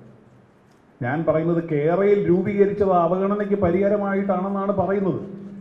2016-ൽ കേന്ദ്ര സർക്കാർ സെൻട്രൽ സബ്ജക്റ്റ് ആയിട്ടുള്ള റെയിൽവേയുടെ കാര്യത്തിൽ പറയുന്നു, നിങ്ങൾ സംസ്ഥാനങ്ങളും കൂടി 50% പണം ഇട്ടുകൊണ്ട് നിങ്ങളുടെ സംസ്ഥാനത്തിലെ പ്രയോറിറ്റി ഏതാണോ റെയിൽവേ വികസനത്തിന് അതിൽ കോൺസെൻട്രേറ്റ് ചെയ്യൂ. അതിനുവേണ്ടി രൂപീകരിച്ചതാണ്. നേരത്തെ RVG മാഷി ചൂണ്ടിക്കാണിച്ച പോലെ സിൽവർ ലൈൻ കോർപ്പറേഷൻ അല്ല ഇത്. അപ്പോൾ ഓട്ടോമാറ്റിക് ട്രാഫിക് സിഗ്നലിംഗ് ആണ് നമ്മളുടെ പ്രയോറിറ്റി എങ്കിൽ അതിന് പണം മുടക്കാനുള്ളതാണ് കേരയിൽ എന്ന് പറയുന്നത്. അവർ പകരം അതെല്ലാം ഉപേക്ഷിച്ച്, പാത ഇരട്ടിക്കൽ ഉപേക്ഷിച്ച് അവരിങ്ങനെ സ്റ്റാൻഡ് അലോണായിട്ട് മറ്റൊരു പാത നിശ്ചയിക്കുന്നതിൻ്റെ കാരണം എന്താണെന്നുള്ളത് നിങ്ങൾ ചോദ്യങ്ങൾ വരുമ്പോഴെങ്കിലും അലോക് കുമാർ വർമ്മ സാറിനോടൊന്ന് ചോദിക്കണം. എന്തിനാണ് ഈ സ്റ്റേഷനുകൾ ഈ ദൂരെ അതിർത്തിയിലേക്ക് കൊണ്ടുപോയത്? അങ്ങോട്ട് കൊണ്ടുപോകുന്നതിൽ ആർക്കെങ്കിലും വ്യക്തമായ താല്പര്യങ്ങൾ ഉണ്ടായിരുന്നോ? ഇതൊക്കെ അറിയാവുന്ന ഒരുപാട് പേരുണ്ട്. അത് നമ്മൾ ചകഞ്ഞെടുക്കുകയും കൂടി ചെയ്യണം. ഞാൻ പോട്ടെ, അവിടെ നിന്ന് ഞാൻ മാറുക. പക്ഷെ എന്നെ സംബന്ധിച്ചിടത്തോളം ഒരുപാട് പേര് ചോദിക്കുന്ന ഒരു കാര്യമുണ്ട്. നേരത്തെ ശ്രീ രഘു പറഞ്ഞതുപോലെയല്ല, ഞാൻ LDF മാത്രം വോട്ട് ചെയ്തിട്ടുള്ള ആളാണ്. ഞാൻ പറയും, നാളെയും തെരഞ്ഞെടുപ്പ് വന്നാൽ ചിലപ്പോൾ അത് തന്നെയായിരിക്കും ചെയ്യുക. എൻ്റെ മുന്നിൽ മറ്റു ഓപ്ഷനുകൾ ഇലക്ട്രലായിട്ടില്ല. പക്ഷെ പദ്ധതി എടുക്കുന്ന UDF LDF എന്നുള്ള ബൈനറിയിലാണെന്ന് പറയുന്നത് ശരിയല്ല. അപ്പോൾ പലരും ചോദിക്കുന്നുണ്ട്, നമ്മൾ വിമർശനം നടത്തിയിട്ടില്ലേ? സർക്കാരിൻ്റെ പദ്ധതികളോട് വിമർശനം നടത്തിയിട്ടുണ്ട്, പക്ഷെ ഇതുപോലൊരു ക്യാമ്പയിൻ നടത്തിയിട്ടില്ല. ഒരു പൊതുപ്രവർത്തകനല്ലാത്ത ഞാനും ക്യാമ്പയിൻ മോഡിലാണ് ഇപ്പോൾ. അതിനൊരു കാരണമുണ്ട്. അതിൻ്റെ കാരണം എന്ന് പറയുന്നത്, ഞാൻ പത്തനംതിട്ട ജില്ലക്കാരനാണ്. ഞങ്ങളുടെ പ്രദേശത്ത് ശ്രീ ജോസഫ് പുതുശ്ശേരിയൊക്കെ ഇവിടെ ഇരിക്കുന്നത്, ഞങ്ങളുടെ പ്രദേശത്ത് 2018 ഓഗസ്റ്റ് 14 ഞാൻ ഇവിടെ നിന്ന് യാത്ര ചെയ്ത് പുത്തങ്കാവ് വഴി MC റോഡിൽ നിന്ന് കയറി എൻ്റെ വീട്ടിലേക്ക് വാഹനം ഓടിച്ചു പോയതാണ്, ഞാനും എൻ്റെ കുടുംബവും കൂടി. 15-ാം തീയതി രാവിലെ വരുന്നപ്പോൾ തിരിച്ച് ഞാൻ ഇന്നലെ ഓടിച്ചു വന്ന റോഡ് കാണാനില്ല, വീടുകൾ കാണാനില്ല, അവിടെ മുഴുവൻ ഒരു നദി കാണാനില്ല, ഒരു വലിയ കടൽ പോലെ ജലം കാണുകയാണ്. അതിൻ്റെ മറുകരയ്ക്കൽ നിന്നാണ് ഇന്നത്തെ മന്ത്രി ശ്രീ സജി ചെറിയാൻ നിലവിളിച്ച് കരഞ്ഞത്. ആരും കരഞ്ഞു പോവും. നിർഭാഗ്യവശാൽ ശ്രീ സജിയും ശ്രീമതി വീണ ജോർജും എല്ലാം മന്ത്രിമാരായിപ്പോയി. അവർക്കിപ്പോൾ ജനങ്ങളുടെ സ്വരം കേൾക്കാനുള്ള റിഫ്ലക്ട് ചെയ്യാനോ കഴിയുന്നില്ല.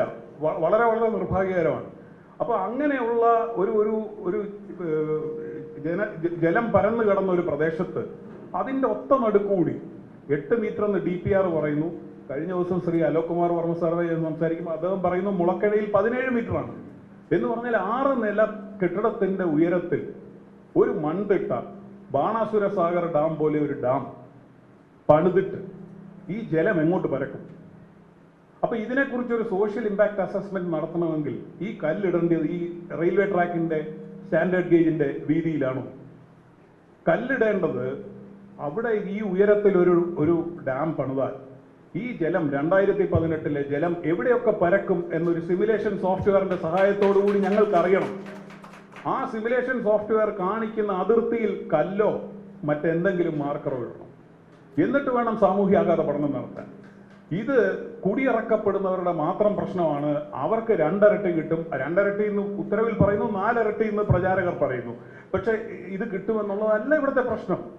ഈ മുൻപേ പോയിടുന്നവർ ഭാഗ്യവാന്മാർ. അവിടുന്ന് സ്ഥലം വിട്ടു പോവുകയാണ് പിന്നെ നല്ലത് ഇങ്ങനൊരു പദ്ധതി വന്നാൽ.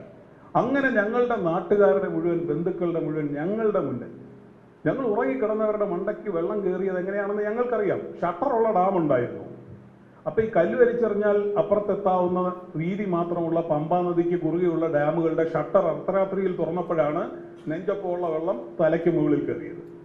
ഈ ഷട്ടർ ഇല്ലാത്ത ഡാം ഇവരെന്ത് ചെയ്യണമെന്നാണ് ഉദ്ദേശിക്കുന്നത്? അപ്പോൾ ഇത്തരത്തിൽ വളരെ വിനാശകരമായ ഒരു പദ്ധതി ആസൂത്രണം ചെയ്യുന്നു. അതിന് പബ്ലിക് ട്രാൻസ്പോർട്ടുമായിട്ടോ അതിൻ്റെ റിക്വയർമെൻറ്റുമായിട്ടോ ഒരു ബന്ധമില്ല. അത് പറഞ്ഞുകൊണ്ട് ഇതിനെ മറികടക്കാൻ കഴിയില്ല. അതുകൊണ്ട് ഈ വിഷയത്തിൽ കൃത്യമായ പഠനം നടത്തിയിട്ട് വേണം ഇത് നടത്താൻ. ഇപ്പോൾ കുഞ്ചറിയ സാറ് പറഞ്ഞു, ഇവിടെ ഇരിക്കുന്ന നമ്മൾ എതിർക്കുന്നവരൊന്നും പഠിച്ചിട്ടില്ല. പഠിച്ചിട്ട് അനുകൂലിക്കാൻ വേണ്ടിയാണ് കേരളയിലെ നമ്മൾ ചുമതലപ്പെടുത്തിയിരിക്കുന്നത്.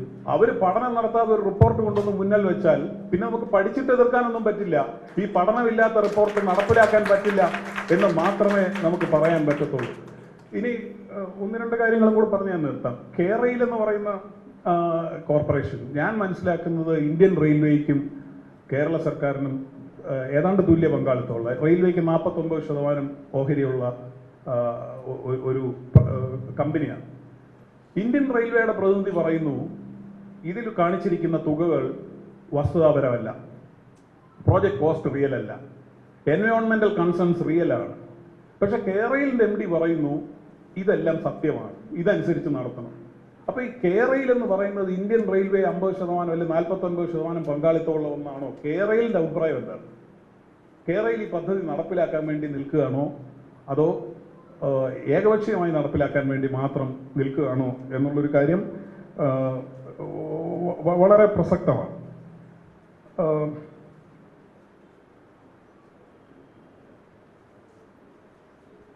ഞാൻ ഒരു കാര്യം കൂടി പറഞ്ഞു തന്നിട്ട്, ഞാൻ ഈ പദ്ധതി ഒരു പൊതുഗതാഗതമാണ് എന്ന് ഞാൻ വിശ്വസിക്കുന്നില്ല.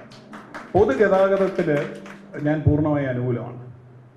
ഇത് നമ്മുടെ ഇവിടെ സ്വകാര്യ മേഖലയിൽ സ്വകാര്യ ബസ്സുകൾ ഓടുന്നുണ്ട്, അത് പൊതുഗതാഗതമാണ്. കാരണം അത് സാധാരണക്കാരന് ഉപയോഗിക്കാവുന്ന ഒരു ഗതാഗതമാണ്. നമ്മുടെ കൊച്ചി മെട്രോയെ കുറിച്ച് പറയുന്നത് ഇപ്പോൾ യാത്രക്കാർ വളരെ കുറവാണ്. കഴിഞ്ഞ ദിവസം ഞാൻ പോയപ്പോൾ അതിലൊരു 15 പേര് കാണും. പക്ഷേ 20 രൂപയ്ക്ക് വൈറ്റിലയിൽ നിന്ന് കടവന്തറ വരെ യാത്ര ചെയ്യാം. അതൊരു പൊതുഗതാഗതമാണ്. അത് നേരത്തെ ഇവിടെ ചൂണ്ടിക്കാണിച്ച പോലെ ചിലപ്പോൾ ഇപ്പോൾ വയബിൾ അല്ലെങ്കിലും ചിലപ്പോൾ നമ്മളത് ചെയ്യേണ്ടി വരും. ഇത് പൊതുഗതാഗതമല്ല. മുംബൈ അഹമ്മദാബാദ് റെയിൽ ലൈനിനെ കുറിച്ച് CPIM പറഞ്ഞത് ഇത് മോഡിയുടെ ഒരു പെറ്റ് എലൈറ്റിസ്റ്റ് പ്രോജക്റ്റ് ആണെന്നാണ്. ഇതും 1 കിലോമീറ്ററിന് 3 രൂപ 90 പൈസയാണ് ചാർജ് എസ്റ്റിമേറ്റ് ചെയ്തിരിക്കുന്നത്. 2.70 എന്ന് പറയുന്നത് ഇപ്പോഴത്തെയാണ്.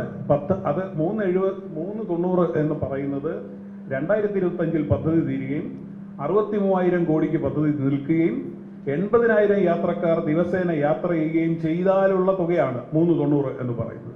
അത് നിങ്ങൾ എറണാകുളം വരെ പോയി മടങ്ങി വരണമെങ്കിൽ 1,600 രൂപ, കോഴിക്കോട് വരെ പോയി വരണമെങ്കിൽ 3,500 രൂപ എന്ന് പറഞ്ഞാൽ ഒരു സർക്കാർ ഉദ്യോഗസ്ഥന് പോലും മാസത്തിലൊരിക്കൽ, ദിവസേന പോയി വരണ്ട, ആഴ്ചയിലൊരിക്കൽ, മാസത്തിൽ 4 തവണ പോയി വരിക എന്നുള്ള അസാധ്യമാണ്. അപ്പോൾ അങ്ങനെ വളരെ എലൈറ്റിസ്റ്റ് ആയിട്ടുള്ള ഏതാനും പേർക്ക് ഉപയോഗിക്കാവുന്ന ഒരു പദ്ധതി കേരളത്തിലെ മുഴുവൻ ജനങ്ങളെയും കടക്കിണിയിലാക്കിക്കൊണ്ട് നടപ്പിലാക്കുക എന്ന് പറയുന്നത് ഡിസ്ഇൻവെസ്റ്റ്മെന്റ് ആണ്. അത് രാഷ്ട്രീയമായിട്ട് ഇടതുപക്ഷ സർക്കാർ ഒരു കാരണവശാലും ചെയ്യാൻ പാടില്ലാത്തതാണ്. നമ്മളിത് PPP പദ്ധതിയാണോ എന്നൊരു ചോദ്യവും കേരളത്തിനോട് ചോദിക്കുന്നുണ്ട്. കാരണം PPP പദ്ധതി ആണെങ്കിൽ നിർദ്ദിഷ്ട പദ്ധതി പ്രദേശത്തെ 70%-ലധികം ആൾക്കാരുടെ അനുമതിയോടുകൂടി മാത്രമേ അവരുടെ സ്ഥലം ഏറ്റെടുക്കാൻ കഴിയുള്ളൂ.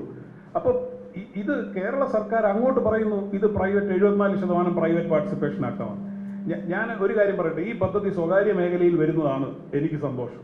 കാരണം എന്തിനാ പൊതുപ്പണം മുടിക്കുന്നത്? പക്ഷേ റെയിൽവേസ് സ്വകാര്യവൽക്കരിക്കുന്നതിനെതിരെയുള്ള പൊതുനയത്തിനൊക്കെ എതിരെയുള്ള ഡൈല്യൂഷൻ ഉണ്ടാവുമായിരിക്കും. പക്ഷേ ഇത് PPP പദ്ധതിയാണോ അല്ലയോ എന്നുള്ള കാര്യം കൃത്യമായിട്ട് കേരളത്തിലെ ജനങ്ങളോട് തുറന്നു പറയാനായിട്ട് സർക്കാരും കേരളയിലും തയ്യാറാവണം. റെയിൽവേസ് സ്വകാര്യവൽക്കരിക്കുന്നതിന് കേരളത്തിന്റെ ക്യാബിനറ്റ് അംഗീകാരം കൊടുത്തിട്ടുണ്ടോ? ഗവൺമെന്റ് ഓഫ് കേരള 51% പാർട്ണറാണ്. LDF അംഗീകാരം കൊടുത്തിട്ടുണ്ടോ എന്നുള്ള കാര്യം കേരളത്തിലെ ജനങ്ങളോട് പറയണം. അതോടുകൂടി ഇവിടെ ശ്രീ രഘു ഒക്കെ ഉന്നയിച്ച് ഒരുപാട് കൺസേൺസിന് മറുപടിയായി. അപ്പോൾ അങ്ങനെയാണെങ്കിൽ പിന്നെ ഇതിനെ നമ്മൾ എതിർത്തിട്ട് കാര്യമില്ല. പക്ഷേ ഇത്തരം ഒരു പദ്ധതി നടപ്പിലാക്കുന്നതിന് മുമ്പ് നമ്മൾ അറിയേണ്ട ഒരുപാട് കാര്യങ്ങളുണ്ട്. ഈ കാര്യങ്ങൾ നമ്മളോട് തുറന്ന് പറയേണ്ടതുണ്ട്. ബാക്കി ഞാൻ ചോദ്യോത്തര മേഖലയിൽ സംസാരിക്കാം.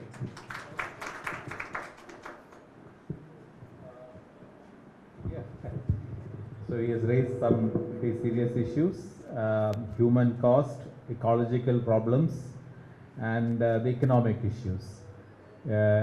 Ecologically, what he's saying, a state which has gone through severe floods from 2018 onwards on as an annual feature, just cannot afford to go ahead without being informed about the repercussions and consequences, etc. They haven't even done a study about what is going to, how is it going to affect the flood situation. The plain study has not been done. What he is suggesting that we should have a simulated model in which it could be actually pointed out which are the places where there is going to be a high embankment and all those things.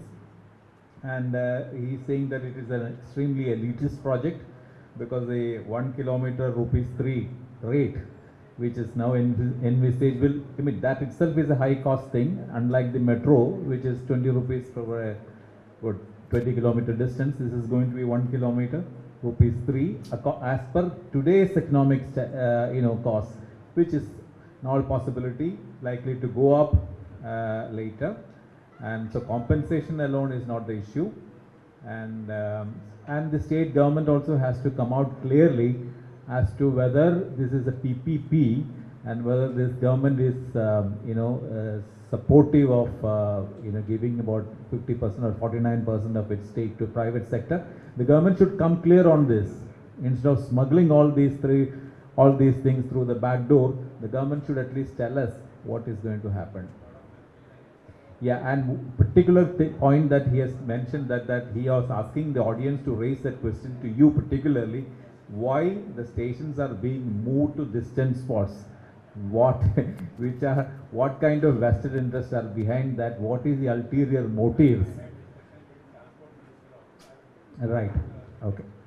So now Sridhar Radhakrishnan, എനിക്ക് തോന്നുന്നത് ഇപ്പോൾ കുറേ ദിവസമായിട്ട് അദ്ദേഹം ഇത് തുടങ്ങിയത് മുതൽ അദ്ദേഹത്തിൻ്റെ 24 മണിക്കൂർ ഇതിനു വേണ്ടി അദ്ദേഹം സമർപ്പിച്ചിരിക്കുകയാണ്. നമ്മളെല്ലാവരെക്കാട്ടിലും അദ്ദേഹം ഒരു സാധാരണ പൊതുപ്രവർത്തകനേക്കാൾ പരിസ്ഥിതിയുമായിട്ടൊക്കെ ഒതുങ്ങിയിരുന്നതാണ്. ഇപ്പോൾ അദ്ദേഹം ഇവിടുത്തെ കേരളത്തിലെ ഏറ്റവും പ്രധാനപ്പെട്ട വിവാദ നായകന്മാരിൽ ഒരാളായി മാറിയിരിക്കുകയാണ്. Thanks again to this government. Thank you, moderator MG Radhakrishnan, and yes again, thanks to the government. ഇവിടെ ഞാൻ ഇരിക്കുന്നതിൽ ഞാൻ ഈ ചർച്ചയിൽ അതിനെക്കുറിച്ചൊരു ചെറിയ ഒരു 1 മിനിറ്റ് ഈ ചർച്ചയിൽ സർക്കാരിൻ്റെ സംവാദത്തിൽ പോകാനും ഉദ്ദേശിച്ചിരുന്ന ആളെയല്ല, അത് ജോസഫ് മാത്യു ആണ്. അത് പോയി പെട്ടുപോയ ഒരു പ്രശ്നമാണ്. കാരണം ജോസഫ് മാത്യുവിനെ മാറ്റി എന്നെ ഇടുമ്പോൾ ജോസഫാണോ നല്ലത് ഞാനാണോ നല്ലത് എന്നൊക്കെ ഉള്ള ചോദ്യം വന്നു. പിന്നെ ഞങ്ങൾ രണ്ടുപേരും തമ്മിൽ സംസാരിച്ച് അതങ്ങ് തീർത്തു. എന്ന് പറഞ്ഞാൽ ഈ അങ്ങോട്ടും ഇങ്ങോട്ടും പൊതുപ്രവർത്തകരായിട്ടുള്ള രണ്ടുപേർ തമ്മിൽ ഒരു ഈഗോ ക്ലാഷ് വരണ്ടാന്ന് വിചാരിച്ച് ഞങ്ങളങ്ങ് സംസാരിച്ച് തീർത്തു. അപ്പോൾ ഞാൻ ഈ പദ്ധതിയുടെ ഇപ്പോൾ നമ്മൾ ഒരുപാട് വർഷങ്ങൾ സംസാരിച്ചപ്പോൾ അവസാനം സംസാരിക്കുന്ന ആളെന്ന നിലയ്ക്ക് കുറച്ച് കാര്യങ്ങൾ ഇതിൻ്റെ അടിസ്ഥാനത്തിൽ ചില നമ്മൾ ഞാൻ ഒറ്റയ്ക്കല്ല ഇതിനകത്ത് ഇതിൻ്റെ അന്വേഷണങ്ങൾ നടത്തിയെന്നുള്ളത്. അപ്പോൾ ആദ്യമായിട്ട് ഈ എൻവയറമെൻ്റൽ ഇമ്പാക്ട് അസസ്മെൻറ്റ് ഇവരുടെ കയ്യിലുണ്ടായിരുന്ന കോംപ്രിഹെൻസീവ് എൻവയറമെൻ്റൽ ഇമ്പാക്ട് അസസ്മെൻറ്റ് ഈ റാപ്പിഡ് എൻവയറമെൻ്റൽ ഇമ്പാക്ട് അസസ്മെൻറ്റ് പഠിക്കാനിടയായതിൽ നിന്നാണ് എൻ്റെ ഉറക്കം നഷ്ടപ്പെട്ടത്.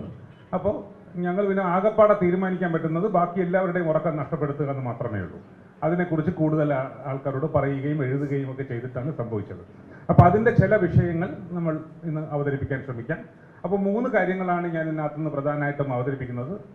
പരിസ്ഥിതിയുടെ കാര്യത്തിൽ നോക്കിക്കഴിഞ്ഞാൽ ശരിക്കും പറഞ്ഞു കഴിഞ്ഞാൽ ഈ പദ്ധതിയുടെ ഈ റാപ്പിഡ് എൻവയറമെൻ്റൽ ഇമ്പാക്ട് അസസ്മെൻറ്റ് എന്ന് പറയുന്നത് വളരെ സബ്സ്റ്റാൻഡേർഡ് ആയിട്ടുള്ള ഒരു REIA ആണ്.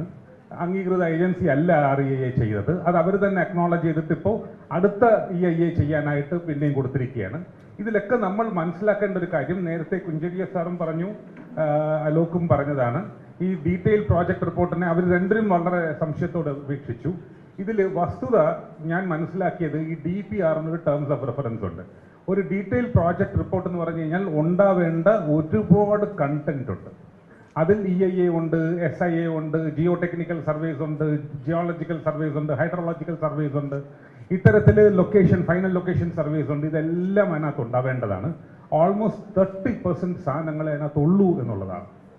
70% ഇതിനകത്ത് വരേണ്ട കണ്ടന്റ് ഇടാതെയാണ് കേന്ദ്രത്തിൽ സംസ്ഥാന സർക്കാരിനെ കൊണ്ട് ഇവർ സബ്മിറ്റ് ചെയ്തിട്ട് നമ്മുടെ മുഖ്യമന്ത്രിയെ കൊണ്ട് ഓരോ 2 മാസത്തിലൊരിക്കൽ അങ്ങോട്ട് ഓടിച്ച് പ്രധാനമന്ത്രിയുടെ ഓഫീസിൽ കൊണ്ടുപോയി ഈ അപ്രൂവലിന് ഫൈനൽ സാങ്ഷൻ എന്നാണ് വിളിക്കുന്നത്, ഫൈനൽ സാങ്ഷന് വേണ്ടി ലിറ്ററലി ബെഗ് ചെയ്തുകൊണ്ടിരിക്കുന്നത്. കഷ്ടകാലത്തിന് ഒന്നിനും കൊള്ളൂല്ലാത്ത ഒരു ഡോക്യുമെന്റ് ആയതുകൊണ്ട് ഇന്ത്യൻ റെയിൽവേ ബോർഡിന് അപ്രൂവൽ കൊടുക്കാനും പറ്റില്ല, അല്ല സാങ്ഷൻ കൊടുക്കാനും പറ്റില്ല. എന്നാൽ രാഷ്ട്രീയമായി ഇതെന്താ പറയേണ്ടതെന്നുള്ളൊരു മട്ടിലാണ് ഇവിടെ വന്നിട്ട് വേറൊരു നാടകം കളിക്കും. ഇതൊന്നും ഉടൻ കിട്ടും എന്ന് പറഞ്ഞിട്ട് നിർഭാഗ്യവശാൽ അടിസ്ഥാന പ്രശ്നം ഈ DPR ഒന്നിനും കൊള്ളൂല്ലാത്തൊരു ഡോക്യുമെന്റ് ആണ്, അപൂർണമാണ്, ഇൻഅഡീക്വേറ്റ് ആണ്, ഡേറ്റ അങ്ങേറ്റം ഫഡ്ജ് ചെയ്തതാണ്. അതുകൊണ്ട് നമ്മൾ ഇന്നിപ്പോൾ ഡിസ്ട്രിബ്യൂട്ട് ചെയ്ത കടലാസിൽ ഒരു പോയിന്റിനുള്ള ഉത്തരം ഇതൊക്കെ നമുക്ക് തിരുത്തി മുമ്പോട്ട് പോകാൻ പറ്റും എന്ന് പറഞ്ഞു കഴിഞ്ഞാൽ അടിസ്ഥാനപരമായി തെറ്റിക്കിടക്കുന്ന രേഖയെ തിരുത്താനല്ല പറ്റുക, വലിച്ചു ദൂരെ കളയാനേ പറ്റും. So this DPR has to be first of all totally rejected and the in principle approval itself based on a fudged feasibility report will also have to be thrown out. സമയം ഇതില്ലാത്തത് കൊണ്ട് ഞാൻ ഫീസിബിലിറ്റി റിപ്പോർട്ട് എന്തുകൊണ്ടാണ് അങ്ങനെ എന്നുള്ളത് പറയുന്നില്ല. രണ്ടാമത് നമ്മുടെ പരിസ്ഥിതിയുടെ കാര്യത്തിൽ എടുത്തു കഴിഞ്ഞാൽ ക്ലാരിഫൈ ചെയ്യാനായിട്ട് ഞാൻ പറയുകയാണ്, ഈ ഗവൺമെന്റ് പിന്നെയും വന്ന് പറഞ്ഞുകൊണ്ടിരിക്കുന്നത് മതിലല്ല എന്ന്. 15 തൊട്ട് 30 മീറ്റർ വീതിയുള്ള എംബാങ്ക്മെന്റ് ആണ് ഇതിന്റെ 55% ലാൻഡ്. ഓൾമോസ്റ്റ് 80% ഗ്രൗണ്ടിലാണ് പണിയുന്നതെന്ന് എല്ലാവർക്കും അറിയാം. അതായത് preliminary feasibility report Alok Kumar Varma ഇവിടെ ഇരിപ്പുണ്ട്, അദ്ദേഹം തയ്യാറാക്കിയ പ്രിലിമിനറി ഫീസിബിലിറ്റി റിപ്പോർട്ടിൽ 70% വയാഡക്റ്റും ബ്രിഡ്ജും വഴി ഓടിയിരുന്ന ഒറിജിനൽ അലൈൻമെന്റിനെ 2 മാസം കൊണ്ട് കംപ്ലീറ്റ് അലൈൻമെന്റ് ലിഡാർ സർവേ ഉപയോഗിച്ച് ഓഫീസിലിരുന്ന് ഗൂഗിൾ എർത്ത് വെച്ചിട്ട് വരച്ചെടുത്ത അലൈൻമെന്റ് ആണ് ഇപ്പോൾ ആ രേഖയിൽ കാണുന്നത്. ഒരു തർക്കമില്ലാത്ത കാര്യമാണ്. ഇതൊക്കെ എവിടെയും നമുക്ക് ഡെമോൺസ്ട്രേറ്റ് ചെയ്യാൻ പറ്റുന്ന കാര്യമാണ്. അങ്ങനെ 70% ഓൺ എയർ, അതായത് ഈ വയഡക്റ്റും ബ്രിഡ്ജും വഴി ഓടിയിരുന്നതിനെ 80% ഗ്രൗണ്ടിലേക്ക് മാറ്റിയതിന് അവർ തന്നെ പറയുന്ന കാരണം എക്കണോമിക് ഡിസൈൻ എന്നാണ്. അതായത് ചെലവ് കുറച്ച് വെക്കാൻ വേണ്ടിയാണ്. എങ്ങനെയാണ് ഇവർ ചെലവ് കുറച്ച് വെച്ചിരിക്കുന്നത്? 3 കാര്യങ്ങൾ കൊണ്ടാണ് ഇവർ കളിച്ചിരിക്കുന്നത്, ഈ ചെലവ് കുറച്ച് വെച്ചിരിക്കുന്നത്. ഒന്ന്, നേരത്തെ അലോക് പറഞ്ഞ കോസ്റ്റ് എസ്റ്റിമേറ്റ്സിൽ ഓൾമോസ്റ്റ് 70-75% കോസ്റ്റ് കുറച്ച് കാണിച്ചിരിക്കുകയാണ് ഓരോ വിധാനത്തിലും. ബ്രിഡ്ജിന്, ടണൽസിന് ഒക്കെ തന്നെ ഡിസൈൻ ചെയ്തിരിക്കുന്നതിനകത്ത് ഫീസിബിലിറ്റി റിപ്പോർട്ടും DPRും തമ്മിൽ മാത്രം കമ്പയർ ചെയ്താൽ ആ ഡേറ്റ ഞങ്ങൾ കൃത്യമായിട്ട് എടുത്ത് പബ്ലിക് ഡൊമൈനിൽ ഇട്ടിട്ടുണ്ട്. അത്രയും കുറച്ച് കാണിച്ചിട്ടാണ് ഇതിന്റെ ചെലവ് കുറച്ച് കാണിച്ചു വെച്ചിരിക്കുന്നത്. ഒന്ന്. 2, നേരത്തെ അലോക് കുമാർ പറഞ്ഞ എനിക്കൊന്ന് വിശദീകരിക്കാൻ സാധ്യതയുള്ളൊരു കാര്യമുണ്ട്. അതായത് അത് ഭയങ്കര ഡേഞ്ചറസുമാണ്. കാരണം 93% വെരി വീക്ക് സോയിൽസ് എന്ന് അവർ തന്നെ കണ്ടെത്തിയ മണ്ണിൽ ആണ് ഈ അലൈൻമെന്റ് ഉണ്ടാക്കിയിരിക്കുന്നത്. പക്ഷേ അലൈൻമെന്റ് ഉണ്ടാക്കിയിട്ട് അതിനകത്തുള്ള കൺസ്ട്രക്ഷൻസ് ഡിസൈൻ ചെയ്തപ്പോൾ സ്ട്രോങ് സോയിലിൽ ചെയ്യുന്നത് പോലെയാണ് കംപ്ലീറ്റ് പ്ലാനും എന്താണ് അതിന്റെ ഡയഗ്രാംസും വരച്ചിരിക്കുന്നത്. അതായത് വെരി വീക്ക് സോയിൽസിലോ ചെയ്യുമ്പോൾ ഉണ്ടാവുന്ന കോസ്റ്റ് സ്ട്രോങ് സോയിൽസിൽ ചെയ്യുന്നതിനേക്കാളും 2 ഇരട്ടിയെങ്കിലും കോസ്റ്റ് വരും. 30 കോടിക്ക് ചെയ്യാൻ പറ്റുന്ന ബ്രിഡ്ജ് ആണെങ്കിൽ അത് 60 കോടിയാവും അത്തരത്തിൽ.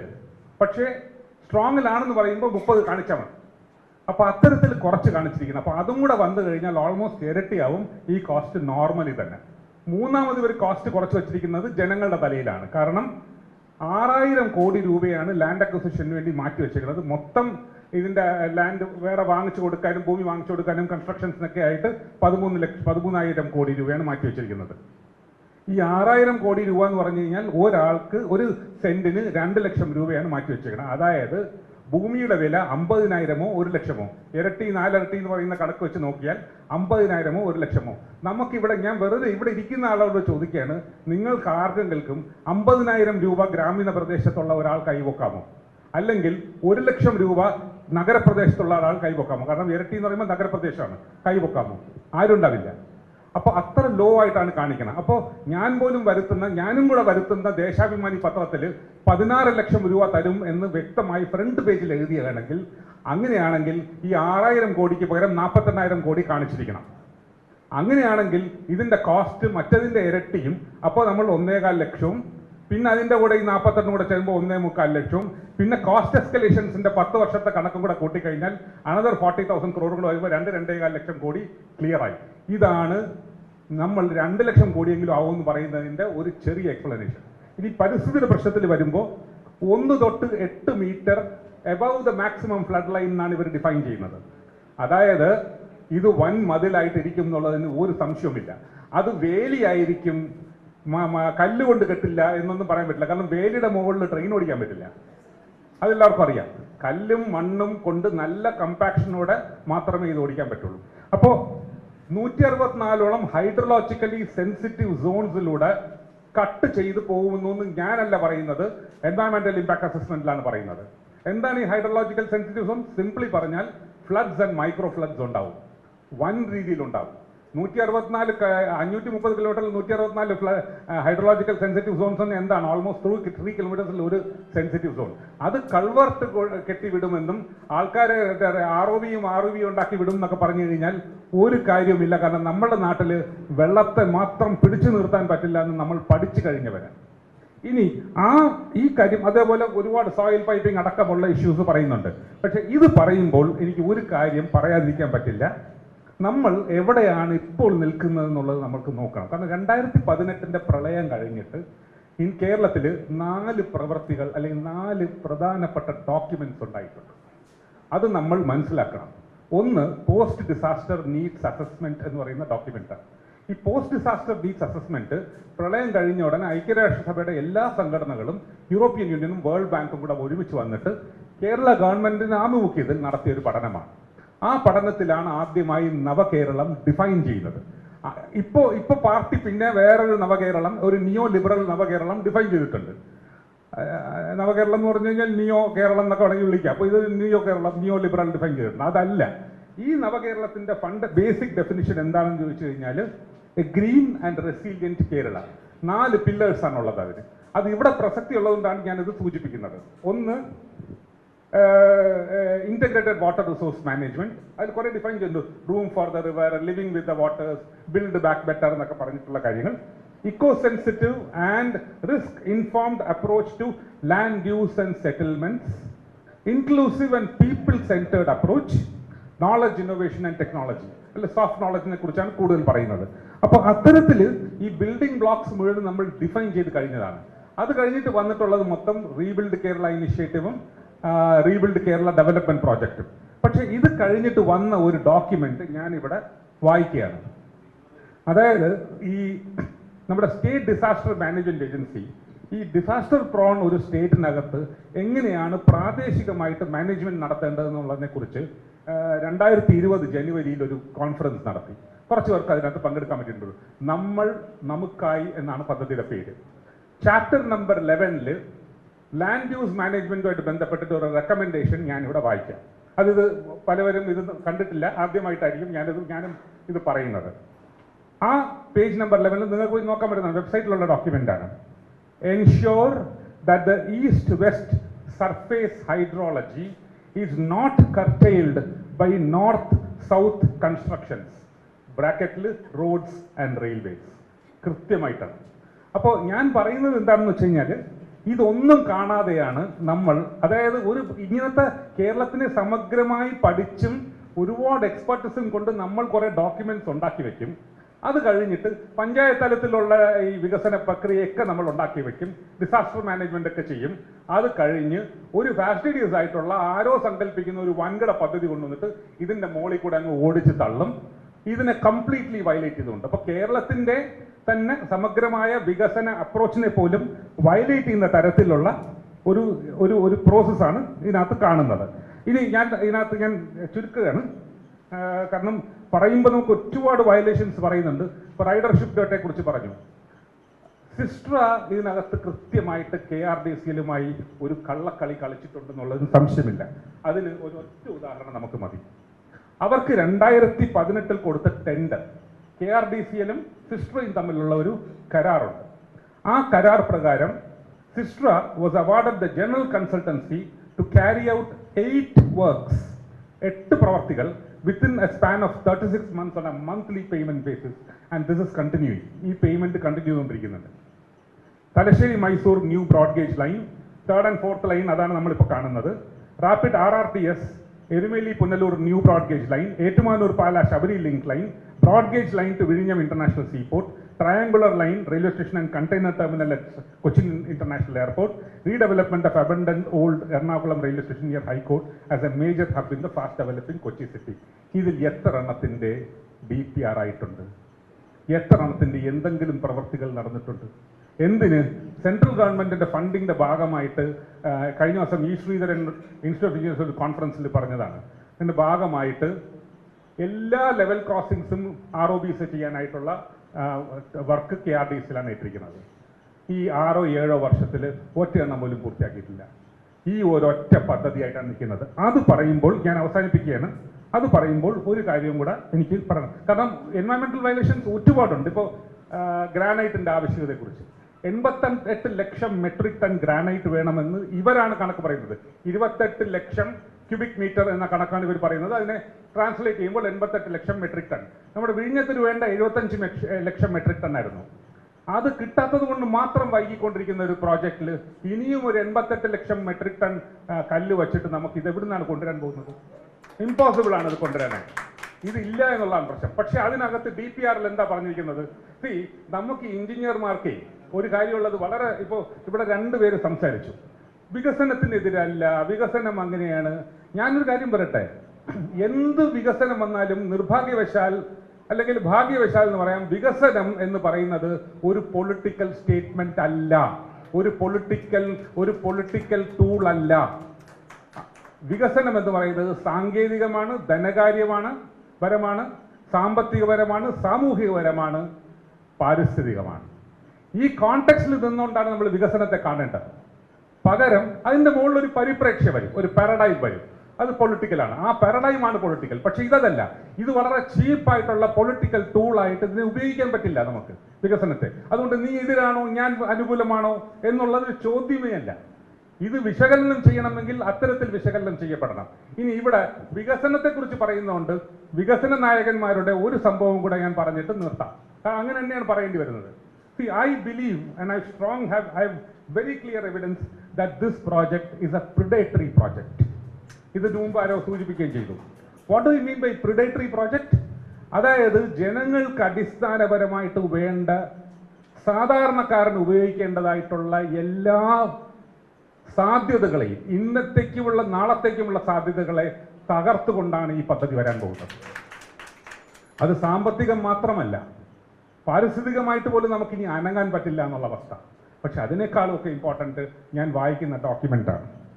നിർമ്മല സീതാരാമൻ മുഖ്യമന്ത്രിക്ക് എഴുതിയ കത്തിനെ കുറിച്ച് ഒരുപാട് ഇങ്ങനെ വാദോരാതെ സംസാരിക്കുന്നുണ്ട്. അതിലെ ഒരു ഭാഗം മാത്രമാണ് പലപ്പോഴും ടി വിയിൽ ഈ പദ്ധതിക്ക് വേണ്ടി പറയുന്നവർ പെർമിഷൻ കിട്ടി എന്ന് പറയാൻ വേണ്ടി പറയുന്നത്. പക്ഷേ അതിൻ്റെ മറ്റൊരു ഭാഗമുണ്ട് അതിനകത്ത്.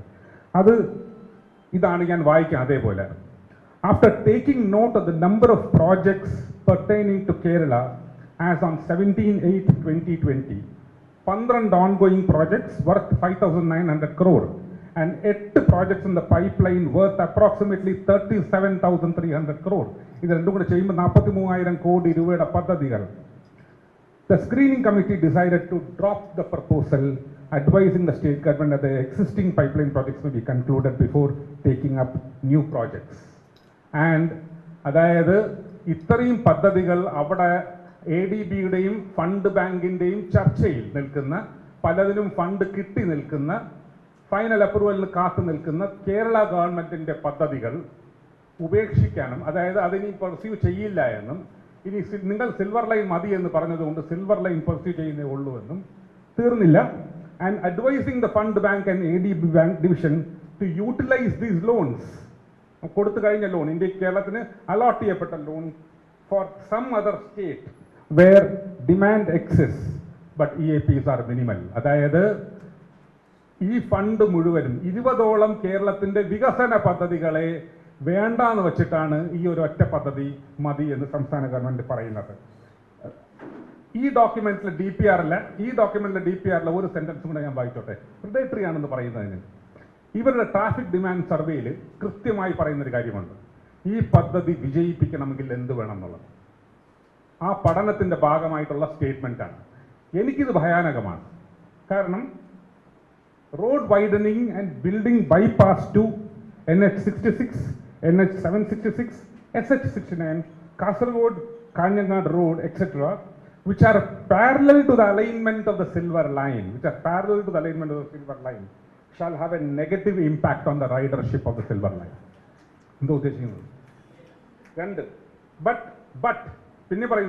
But if the NHS and SHS are made to toll roads, due to higher costs, it may lead to a positive shift to silver line.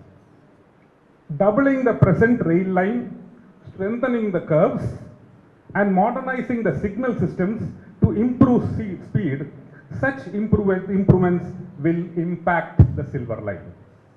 With no increase in fares, the passengers traveling by sleeper, fare koodiyillengil, passengers traveling by sleeper and third AC may not be willing to shift to silver line. But if fares are increased, sleeper class and third AC കാരൻ ഇങ്ങോട്ട് വന്നോളും. അതായത് conducive ആയിട്ടുള്ള environment silver ലൈനിൽ ഉണ്ടാക്കുക. അന്ന് സുബോധ് ജെയിൻ പറഞ്ഞതുപോലെ elite ആയിട്ടുള്ള ആൾക്കാരെ കയറി സഞ്ചരിക്കുക. ഈ ട്രെയിൻ നമ്മളെ പോലത്തെ കാറ്റൽ ക്ലാസ് ആക്കുക, ശശി തരൂരിൻ്റെ കാറ്റൽ ക്ലാസ് ആക്കുക. എന്നിട്ട് അങ്ങനെ രണ്ട് കേരളം സൃഷ്ടിക്കുക. ഈ ലൈനിൻ്റെ പോകുന്ന വഴിയിൽ മുഴുവനും ഇപ്പം തന്നെ വലിയ മുതലാളികൾ വലിയ ലാൻഡ് വാങ്ങിച്ചിട്ടുണ്ട്. അതിനുള്ള എവിഡൻസ് ഒക്കെ ഉണ്ട്. പത്രക്കാർ സംസാരിക്കുന്നില്ല, അത് സംസാരിച്ച് തുടങ്ങുമെന്നാണ് ഞാൻ വിശ്വസിക്കുന്നത്. 500,000 ഏക്കർ വാങ്ങിച്ചിട്ട വലിയ പേരുകെട്ട മുതലാളിമാർ ഈ റെയിൽവേ സ്റ്റേഷൻ്റെ ചുറ്റുമുണ്ട്. ഇപ്പോൾ ഡിസൈൻ ചെയ്തേക്കുന്നത്. അതുകൊണ്ട് ഡിസൈൻ എന്തുകൊണ്ടാണ് റെയിൽവേ സ്റ്റേഷൻ അടുത്ത് ദൂരെ എന്നുള്ള ചോദ്യമൊന്നുമില്ല. This is already a land mafia. And I tell you and I want to conclude by making a very very responsible statement. This project is not a transportation project. It is a land mafia grabbing project. Nothing else. And this will be ചുരുക്കം പറഞ്ഞു കഴിഞ്ഞാൽ കേരളം കണ്ട ഇക്കോളജിക്കലിയും എക്കണോമിക്കലിയും കേരളം കണ്ട ഏറ്റവും വലിയ disastrous ആയിട്ടുള്ള പ്രോജക്റ്റാണ്. അതുകൊണ്ട് തന്നെ I stick to this stand that this particular project has to be throw out lock stock barrel. Thank U.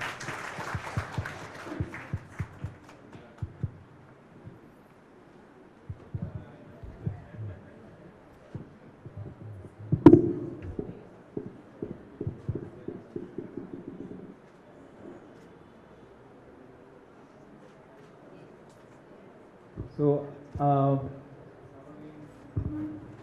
ഇവിടെ കുറേ അധികം ചോദ്യങ്ങൾ എഴുതി കിട്ടിയിട്ടുണ്ട്. നമ്മളിപ്പോൾ പോകുന്നത് സമയം കൃത്യമായിട്ട് വി ആർ ഓൺ ട്രാക്ക്. സമയം കൂടുതലായിട്ടില്ല. ഇനി ഒരു അരമണിക്കൂർ ചോദ്യങ്ങൾക്ക് വേണ്ടിയിട്ട് ചെലവഴിക്കാമെന്നാണ് തോന്നുന്നത്. അപ്പോൾ പ്രധാനപ്പെട്ട ചോദ്യങ്ങൾ ഇത് ഈ ചർച്ച കേട്ടുകൊണ്ടിരുന്നത് വേണ്ടി ചോദ്യങ്ങളൊന്നും സോർട്ട് ചെയ്തിട്ടില്ല. ഞാൻ അത്യാവശ്യം എല്ലാ ചോദ്യങ്ങൾക്കും ഉത്തരം തന്നില്ലെങ്കിലും പ്രധാനപ്പെട്ട ചോദ്യങ്ങളെങ്കിലും ഒന്ന് തിരഞ്ഞെടുക്കാൻ ഒരു ജസ്റ്റ് 2 മിനിറ്റ്.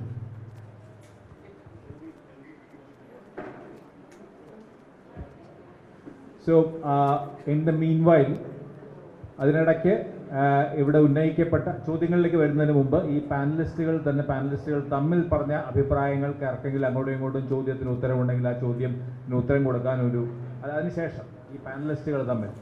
അപ്പോൾ ശ്രീധർ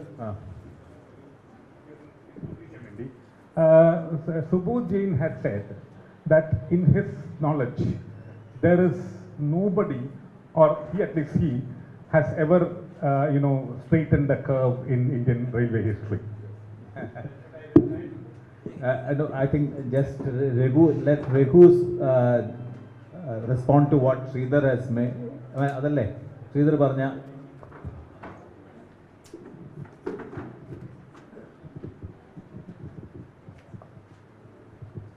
ഇതിൽ 2-3 കാര്യങ്ങൾ I think we need to set it right.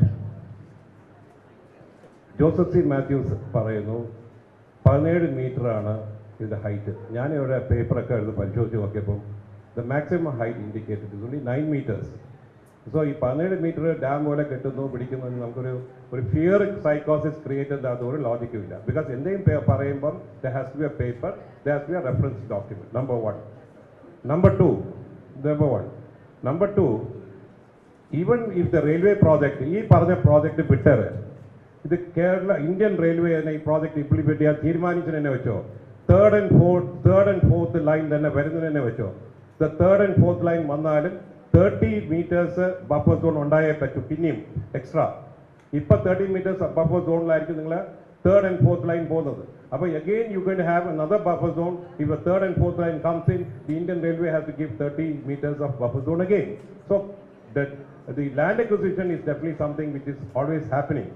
ഈ ലാൻഡ് അക്വിസിഷൻസിനെ എടുത്തിട്ട് നമ്മൾ അതിനെ ലാൻഡ് മാഫിയ അല്ലെങ്കിൽ ബിൽഡേഴ്സ് ലോബി എന്നുള്ള പേരൊക്കെ എടുത്ത് യൂസ് ചെയ്യുന്നുണ്ട്. അതൊരു ലോജിക്കും ഇല്ല.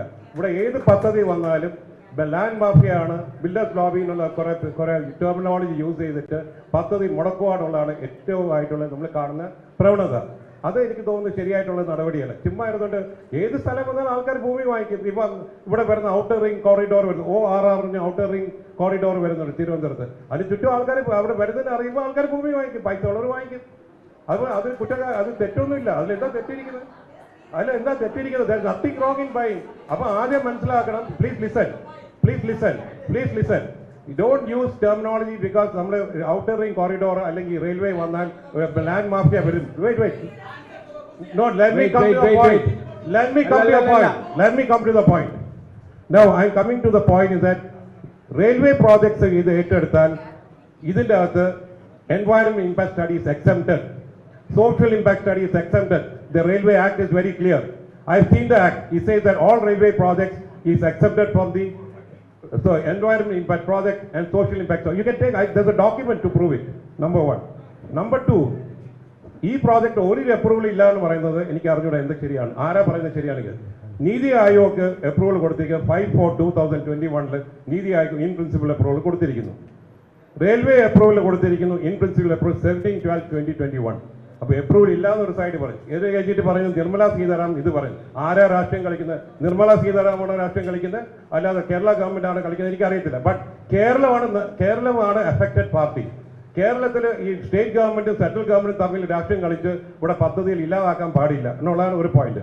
പിന്നെ ഉള്ള ഒരു പോയിന്റ് എന്ന് പറയുന്നത്, നമുക്ക് മനസ്സിലാക്കേണ്ട ഒരു കാര്യം, നമുക്ക് പദ്ധതി വരാനായിട്ട് we are not saying that നമ്മൾ പറയുന്ന എല്ലാ എൻവയറമെന്റ് പ്രോബ്ലംസും ഇല്ല. ഫ്ലഡിങ്, ഫോർ എക്സാമ്പിൾ ഫ്ലഡിങ്, ഈ ഫ്ലഡിങ്ങിന്റെ കാര്യം പറഞ്ഞു. there is already a provision in the Railway Act saying that you cannot block water from either side. It has to be allowed to be drained out. It is there in the Act. There is a Railway Act. Let Mr. Alok Verma say that. There is an Act. All railway എവിടെയൊക്കെ track ഇടുന്നുണ്ട്. പിന്നെ flooding, കഴിഞ്ഞ പ്രാവശ്യം flooding ആപാടെ ഒരു സ്ഥലത്ത് effect ചെയ്ത Chalakudy railway ലൈനാണ്. Water overflow that. All other railway stations were in water. All the railway stations. You can show me a document. നമ്മൾ സംസാരിക്കുക ഡോക്യുമെന്റ് വെച്ച് സംസാരിക്കുക. ഞാൻ ഡോക്യുമെന്റ് പഠിച്ചിട്ടാണ് പറയുന്നത്. ചാലക്കുടിയുടെ പുറത്തുകൂടെ റെയിൽവേ ലൈനിന്റെ മുകളിൽ കൂടെ ഫ്ലഡിംഗ് ഉണ്ടായിരുന്നു. ബട്ട് ബാക്കി railway stations, yes, they were inundated by the flood. അപ്പം ഈ പറഞ്ഞിരിക്കുന്ന കാര്യങ്ങൾ നമ്മൾ പറയുമ്പോൾ ലെറ്റ് us be practical. നമ്മൾ വെറുതെ ഇരുന്ന ഒരു don't sensationalize the whole thing and try to say that the project has to be, if the project needs to be relooked, need to be corrected, let us do it. I'm not saying no, but I don't want this project to be taken out on wrong notions and saying that everything is wrong. Okay, നമ്മൾ ഓഡിയൻസിനും സമയം കൊടുക്കണം എന്നുള്ളത് കൊണ്ട് പാനലിസ്റ്റുകൾക്ക് അങ്ങോട്ടും ഇങ്ങോട്ടും തർക്കത്തിലേക്ക്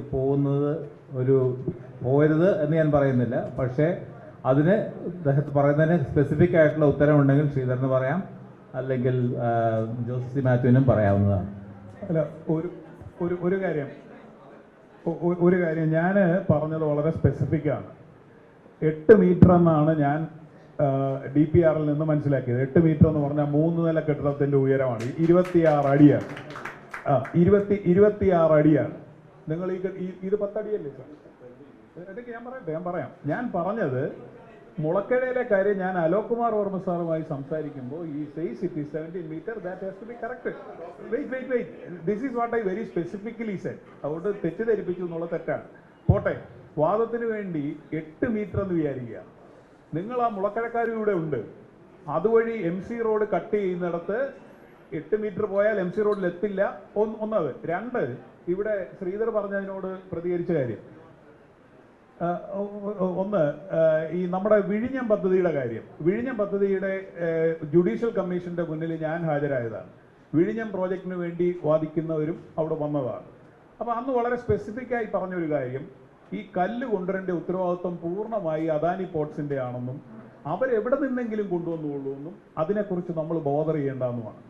ഇന്ന് നമ്മുടെ ഒരു മന്ത്രി പത്രസമ്മേളനം നടത്തുന്നതല്ലേ ഹെൽമെറ്റ് വെച്ചുള്ള ചിത്രങ്ങളെ, ഫയൽ ചിത്രങ്ങൾ നിങ്ങൾക്ക് കാണാനുള്ളൂ. ശ്രീ തേവർകോവിൽ അവിടെ പോയിട്ട് പറയുകയാണ് 8 ക്വാറികൾ തുറന്നു കൊടുത്തു എന്ന് പറയുകയാണ് ഈ സ്ഥലങ്ങളിൽ. അപ്പോൾ ഈ കമ്മിറ്റ്മെന്റിന് വേണ്ടി വരുന്ന പാറകളെ കുറിച്ചാണ്. ഇതൊന്നും നമ്മൾ അവിടെ പറഞ്ഞില്ല എന്ന് മാത്രമേ ഉള്ളൂ. ശ്രീധർ പറഞ്ഞതിനോട് ചേർത്തൊരു കാര്യം കൂടി ഞാൻ പറയട്ടെ. 2018 പ്രളയത്തിന്റെ പശ്ചാത്തലത്തിൽ CWCയുടെ ഒരു റിപ്പോർട്ടുണ്ട്, സെൻട്രൽ വാട്ടർ കമ്മീഷന്റെ. ഈ റിപ്പോർട്ടിൽ അവർ പറയുന്നു, പെരിയാറിനെ കുറിച്ച് ചൂണ്ടിക്കാണിച്ചുകൊണ്ടാണ് എൻക്രോച്ച്മെന്റും പല കാരണങ്ങൾ കൊണ്ട് 50% വെള്ളം മാത്രമേ ഡ്രെയിൻ ചെയ്ത് പോകുന്നുള്ളൂ. അതുകൊണ്ട് അതിതീവ്ര മഴ ഉണ്ടാകുന്ന സമയത്ത് കൈവഴികൾ വഴി ഇത് നാട്ടിൽ പരക്കുകയാണ്. അതുകൊണ്ട് ഡ്രെയിനേജ് കപ്പാസിറ്റി ഇതിന്റെ വർദ്ധിപ്പിച്ചില്ലെങ്കിൽ നാട്ടിൽ പ്രശ്നം ഉണ്ടാകുമെന്ന് പറയുന്നു. ഇപ്പൊ നിരണത്തെ ആത്മഹത്യ നമ്മൾ കണ്ടു. എക്കൽ അവിടെ അടിഞ്ഞു കിടക്കുകയാണ്. ഏത് റീബിൽഡ് എന്ന് പറഞ്ഞാലും അവിടെ ആദ്യത്തെ വേനൽ മഴയ്ക്ക് തന്നെ വെള്ളം കയറിയിട്ട് അവിടെ ആത്മഹത്യ ഉണ്ടാകാണ്. അപ്പൊ ഈ ഞാൻ നേരത്തെ പറഞ്ഞ പ്രദേശം, ഞാൻ ദൃസാക്ഷിയാണെന്ന് പറഞ്ഞ പ്രദേശം, റാന്നി, കോഴഞ്ചേരി, ആറന്മുള, മുളക്കഴ, തിരുവണ്ടൂർ, അങ്ങനെ നിരണം, കുട്ടനാട് വഴി പരന്നൊഴുകി പോവാണ്. അതിന്റെ ഒത്ത നടുക്ക് വരുന്ന എംബാങ്ക്മെന്റിനെ കുറിച്ചാണ് നമ്മൾ നമ്മുടെ കൺസേൺ പറയുന്നത്. ശ്രീധരനൊന്ന് മറുപടി പറയട്ടെ. ശ്രീധർ,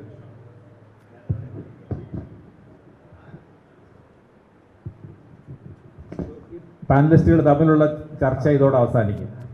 ഒറ്റ കാര്യമുള്ളൂ. ഞാൻ ലാൻഡ് മാഫിയ,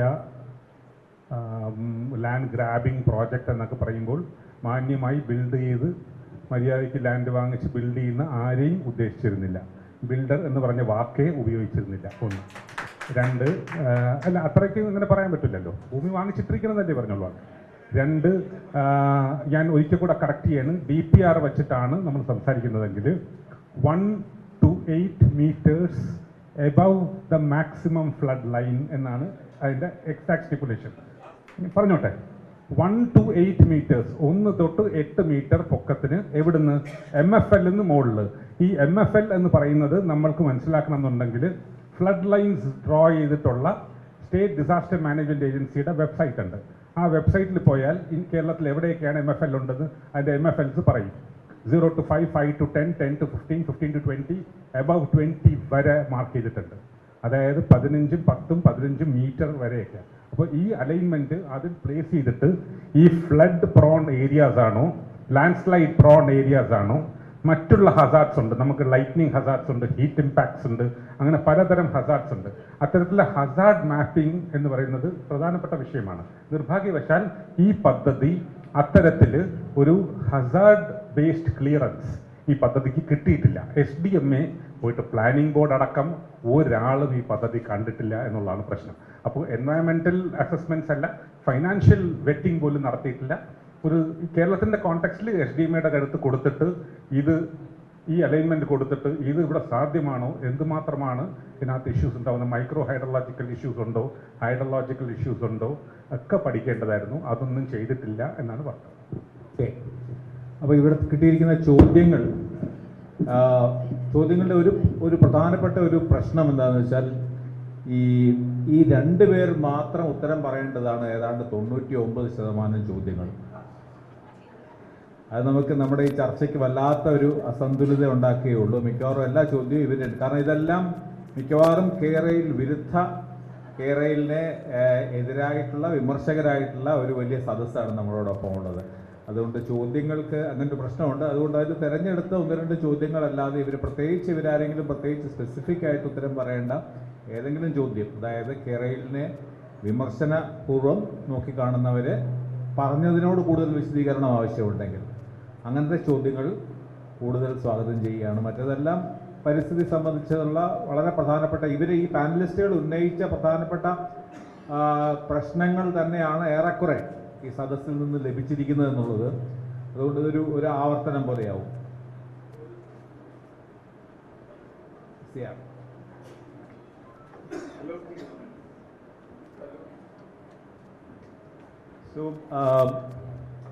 നീലകണ്ഠൻ ഈ പാനലിൽ തന്നെ ഇരിക്കേണ്ട ആളാണ്. എന്നാലും അദ്ദേഹം തന്നിരിക്കുന്ന ചോദ്യം This is to Alok Kumar Verma. Can you read this? Is it possible for you to read this?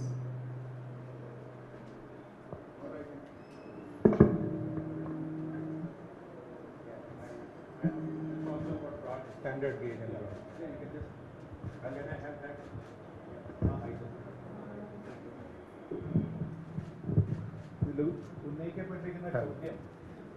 Indian Railways policy, is it to promote for standalone British standard gauge for semi-high speed? All over the world, only standard gauge is possible.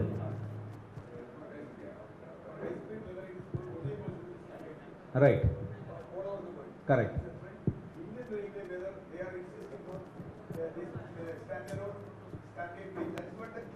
Right. Right.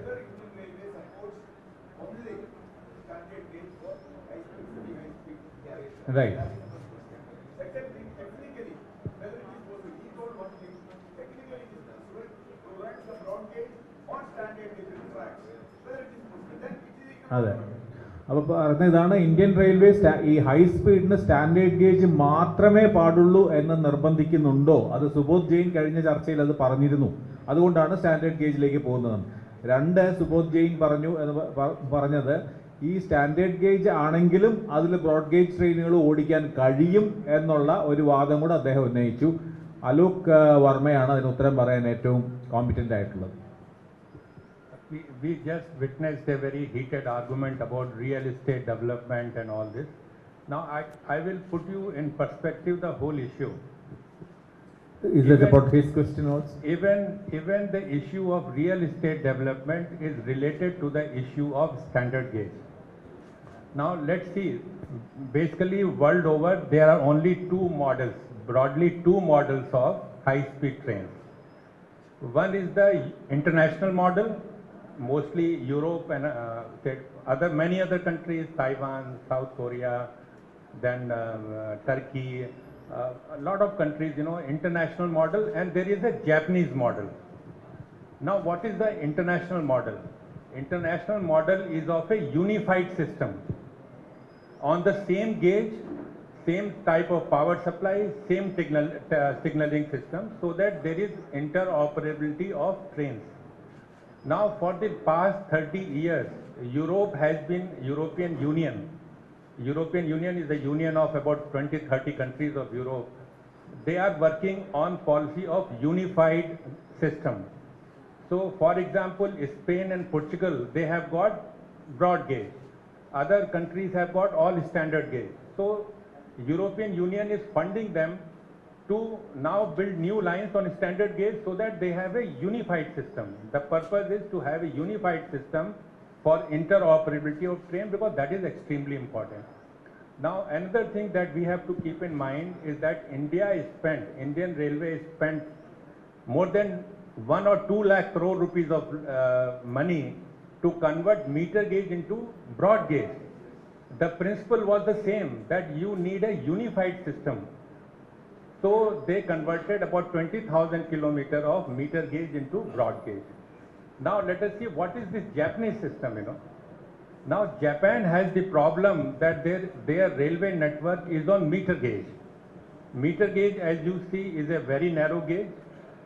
So technically, it is not possible to achieve high speed on a narrow gauge line. Japan did lot of studies in 1960s and 50s, and they concluded that speed more than 160 or 170 is not possible on narrow gauge. So they had no option but to go for a new gauge. So they adopted standard gauge. Now they had the same problem that Kerala is facing, which we pointed out in our report. Your stations will be outside, because you are now creating a totally new infrastructure. So how will you carry this line into the city center, It will be extremely difficult. You may have to build tunnels on high viaducts to bring the line into the city. So in Japan, when they started making these standard gauge lines in a country where all the network was in meter gauge, so the stations in Tokyo were all outside. Osaka, all places the stations are outside. So they promoted real estate development. You see, this is how real estate development comes. When your stations have to be on the outside, they cannot be brought inside because of difference in gauge. So they started a massive program of real estate development to bring up a smart city. They didn't have the concept of smart cities then. To have real estate development, create office space, create residential accommodation, so that lot of people from nearby places and other things, they will start coming, and then it will, now today that is part of the Tokyo city, part of the Osaka city. So real estate development is related to this fact that when you adopt a new gauge, your stations are going to be on the outside. So you have to carry out real estate development so that city can spread there and become a unified part. So that is how real estate development comes. Now let us see, why should India adopt a standard gauge? When we have spent lakhs of crores of rupees to convert meter gauge into broad gauge to create a unified system, and whole of Europe is working on creating a unified system, why should India create a split system, If you adopt the standard gauge, then you will have certain lines which will be on standard gauge, and the rest of the whole Indian railway network will be on the broad gauge. Trains cannot move from one to another, and there are lots of other problems, like Ernakulam, the existing station and the new station are about more than 10 kilometers away, same in Kollam. So a lot of inconvenience to the people, you may provide metro connectivity and all those things, but it costs a lot of money and it does not really serve the purpose. It is always good to have stations in the city center common. So now let us see what happened when this idea of building high-speed lines came. The first survey and feasibility study for Mumbai Ahmedabad was done by 3 countries, in which Indian company RITES and Japanese and this French company Sistra. I mean, I'm talking about Sistra Paris, and one company, an Italian. They prepared the studies. They said you go for broad gauge, unified system Pune, I mean this is Mumbai, Ahmedabad, go for broad gauge. Then one study was done by Germans for Chennai, Bangalore. They also said go for broad gauge, unified system. Now how, then suddenly these Japanese people came into the picture and they offered this, this sweetener. That sweetener is that we will give you loan. JICA. That we will give loan which you can repay after, start repaying after 15 years and go on paying for next 50 years. So present generation, the present politicians, the present bureaucrats don't have to worry about it because this, this money will be paid after they have retired and left the service and maybe by the next 2 or 3 generals. So this sweetener is a deception. This sweetener is a deception to you. Now I will give you another very interesting example. There was a proposal for high-speed line from Kuala Lumpur to Singapore, to connect Kuala Lumpur with Singapore, about 800 kilometers of line. Both these countries were involved, Malaysia and Singapore. So everything was alignment, DPR, everything was finalized and project also started. Now this opposition party came into power, they immediately cancelled the project. Okay, and what was their stand? You see, they had to even pay compensation to Singapore because Singapore had already started some of the works, award of contracts and land acquisition. So Malaysia had to pay compensation to Singapore, but they said, no, we are scrapping the project. And what was the reason? They said, the Prime Minister, I think it was Mahathir was the Prime Minister, he said, if these foreigners want to invest in these lines, let them take equity. Let them profit, let them share profit and loss. We don't want your loan. You come with equity and become a partner in profit and loss also. So you see, I will tell you this, this whole issue of gauge. Now I'll elaborate a little bit more, so that all this issue. We'll go for some more. Yeah, okay. Yeah. So Now this is the point. there is another specific question addressed to you, Mr. Alok Kumar Verma. There are so many, this is from Govind S. There are so many projects in India like the bullet train which are detrimental to environment and economically not feasible. Why don't you speak against them or resist? You see, in 2006, I was sent on a training on a 9-month program on public administration. There I did a dissertation on what is the best option for India. Should we go for bullet train type of trains or should we go for 200-kilometer type of train, So that is when I studied the whole subject thoroughly. Now when I was working on this Silver Line project, I studied the DPRs of DMRC alignment, DMRC's proposal, and also the Mumbai Ahmedabad. Okay, so I studied all these things.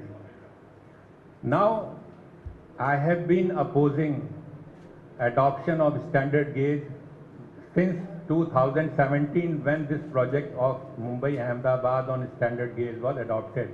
I wrote a detailed article in Governance Now in November 2017. India doesn't need bullet trains. And since then I have been speaking against it because my studies show that standard gauge is being given to you with certain sweeteners to swallow this bitter pill. It is not a solution for India like Europe and like you have done yourself converting meter gauge into broad gauge. India, the best solution is a unified system for which means that all the new lines should be on broad gauge, not on standard gauge. Yeah. Now, a question to Joseph C. Matthew, Rajesh, who is an engineer. Sri Joseph C. Matthew പറഞ്ഞത് Janshatabdi express 2 മണിക്കൂർ കൊണ്ട് തിരുവനന്തപുരം എറണാകുളം ഓടിക്കാമെന്നാണ്. ആ സമയത്ത് മറ്റ് വേഗത കുറഞ്ഞ ട്രെയിനുകൾ ട്രാക്കിൽ നിർത്തിയിടേണ്ടി വരുന്നത് മൂലം മറ്റു വണ്ടികൾ ഡിലേ ആകുന്നത് എന്തുകൊണ്ടാണ് കണക്കാക്കാത്തത്? ഒന്ന്. രണ്ടാമത്തെ ചോദ്യം, ലോകത്ത് ബ്രോഡ് ഗേജ് ഹൈസ്പീഡിനെക്കാട്ടിലും കൂടുതൽ അഡ്വാൻസ്മെന്റ് നടക്കുന്നത് സ്റ്റാൻഡേർഡ് ഗേജ് ഹൈസ്പീഡിലാണ്. ഇന്ത്യയുടെ വന്ദേ ഭാരത് പ്രോജക്റ്റ് ഒരിക്കലും ഹൈസ്പീഡ് ടെക്നോളജി അല്ല. അവൈലബിൾ ഫെസിലിറ്റി ഉപയോഗിച്ച് സ്പീഡിൽ ഓടിക്കുന്നു എന്നേ ഉള്ളൂ. ആക്സിലിൽ ഘടിപ്പിച്ച മോട്ടോർ പോലും ഇല്ല. അതെങ്ങനെ ഹൈ സ്പീഡ് ടെക്നോളജി ആകും? രണ്ട് കാര്യങ്ങളാണ്. ഒന്ന്, ഞാൻ ജനശതാബ്ദിയിൽ 625 പേരെ കയറ്റാവൂ എന്ന് ഉദ്ദേശിച്ചില്ല. 3 സ്റ്റോപ്പുകളിലെ നിർത്താവൂ എന്നും ഉദ്ദേശിച്ചില്ല. ഞാൻ പറഞ്ഞത്, ഇപ്പോൾ നമ്മൾ ഇത്രയധികം പണം മുടക്കി കൊണ്ടുവരുന്ന ഒരു ലൈനും ഇതും തമ്മിൽ താരതമ്യം ചെയ്യുമ്പോൾ നമ്മൾ രണ്ടിനെയും തുല്യമാക്കി താരതമ്യം ചെയ്യണം. എന്താണ് ഈ ലക്ഷം കോടികൾ മുടക്കി നമ്മൾ കൊണ്ടുവരുന്ന പദ്ധതി നമുക്ക് തരുന്നത് നേട്ടം എന്താണ് എന്ന് നമ്മൾ അറിയണമല്ലോ. ഇപ്പോഴുള്ള ആവറേജ് കിലോമീറ്റർ എന്ന് പറയുന്നത് 135 km/h സിൽവർ ലൈൻ ഓടാൻ പോകുന്നത്. ആവറേജ് സ്പീഡ് എന്ന് പറയും. ഈ സ്പീഡ് നമുക്ക് നിലവിലുള്ള പാതയിൽ തന്നെ അറ്റൈൻ ചെയ്യാൻ കഴിയും. നിലവിലുള്ള പാതയുടെ ഏറ്റവും വലിയ പ്രശ്നം ഞാൻ വായിച്ച് മനസ്സിലാക്കിയിട്ടുള്ളത് കർവുകളെക്കാളിൽ കൂടുതൽ ട്രാക്ക് സിങ്കേജ് എന്ന് പറയുന്നതാണ്. 2016 പാളം തെറ്റലുമായി ബന്ധപ്പെട്ട് റെയിൽവേ നടത്തിയ പഠനത്തിന്റെ അടിസ്ഥാനത്തിൽ കേരളത്തിലെ 600 കിലോമീറ്ററോളം വരുന്ന സ്ട്രെച്ചിൽ 202 സ്ഥലങ്ങളെന്നാണ് എൻ്റെ ഓർമ്മ. 202 സ്ഥലങ്ങളിൽ 15 മുതൽ 30 കിലോമീറ്ററിലധികം വേഗതയിൽ പോകരുത്, മണ്ണിരുത്തിയിട്ടുണ്ട് എന്നുള്ള അഡ്വൈസറി റെയിൽവേക്ക് കൊടുത്തിട്ടുണ്ട്. അപ്പോൾ 600 കിലോമീറ്റർ സ്ട്രെച്ചിൽ 200 സ്ഥലങ്ങളിൽ എന്ന് പറഞ്ഞാൽ every 5 kilometre you have A speed breaker. അപ്പോൾ ഇത് ഇത്ര അധികം ഉയർന്ന എംബാങ്ക്മെന്റിൽ കൂടുതൽ വേഗതയിൽ സഞ്ചരിക്കുന്ന ഒരു ട്രെയിനാണ് നമ്മൾ നിർമ്മിക്കാൻ പോകുന്നത്. മറ്റേടത്തും നമ്മൾ ബൈ ഡിസൈൻ ഉണ്ടാക്കിയതല്ല ട്രാക്ക് സിങ്കേജ്, അത് സംഭവിച്ചു പോയതാണ് മണ്ണിന്റെ പ്രത്യേകതകൾ കൊണ്ട്. അപ്പോൾ നമ്മൾ ഈ ബ്രോഡ് ഗേജ് സെലക്ട് ചെയ്യുന്നത് തന്നെ മണ്ണിന്റെ പ്രത്യേകതയുണ്ട്. അലൂവിയൽ സോയിൽ എന്നൊക്കെ ഉള്ളത് ചരിത്രപരമായിട്ടുള്ള കാരണങ്ങളാൽ നമ്മൾ തിരഞ്ഞെടുത്തതാണ്. അപ്പോൾ ഇതെല്ലാം നിലനിൽക്കെ നിങ്ങൾ മാറി വേറൊരു ലൈൻ നിർമ്മിക്കുമ്പോൾ ഈ ഡിഫക്ട്സ് എല്ലാം അവിടെയും ഉണ്ടാകാവുന്നതാണ്. ഒരേ മണ്ണിലൂടെയാണ് പോകുന്നത്. നിങ്ങൾ എന്താണ് നേട്ടം കൊണ്ടിരുന്നതെന്ന് താരതമ്യപ്പെടുത്താനാണ് ഞാൻ ഇത് രണ്ടും തമ്മിൽ പറഞ്ഞത്. രണ്ടാമത്, ഈ റെയിൽവേയുടെ 3ഉം 4ഉം ലൈനാണ് ഈ സിൽവർ ലൈൻ എന്ന് പറഞ്ഞപ്പോൾ നമ്മൾ വരുന്നത് സാങ്കേതികമായിട്ടെങ്കിലും. ഈ 3ഉം 4ഉം ലൈൻ എന്ന് പറയുന്നത് നിർമ്മിക്കാൻ വേണ്ടി റെയിൽവേ അനാദികാലം മുതൽ എടുത്തിട്ടിരിക്കുന്ന ബഫർ സ്പേസ് ഇവിടെ കിടപ്പുണ്ട്. അപ്പോൾ ആ സ്ഥലത്തൂടെ അത് നിർമ്മിക്കാതെ മറ്റൊരു സ്ഥലത്തൂടെ സ്റ്റാൻഡ് അലോണായി പോകുന്നതിന് നിങ്ങൾക്കൊരു കാരണം വേണം. ആ കാരണം ഇവിടെ ഇല്ല. അല്ലെങ്കിൽ 15 മിനിറ്റ് ലാഭിക്കാൻ വേണ്ടി ഇത് മുടക്കുന്നതിൽ ന്യായമില്ല എന്നുള്ളതാണ് ഞാൻ ചൂണ്ടിക്കാണിച്ച ഒരു കാര്യം. രണ്ടാമതൊരു ചോദ്യം കൂടെ അതിലുണ്ട്.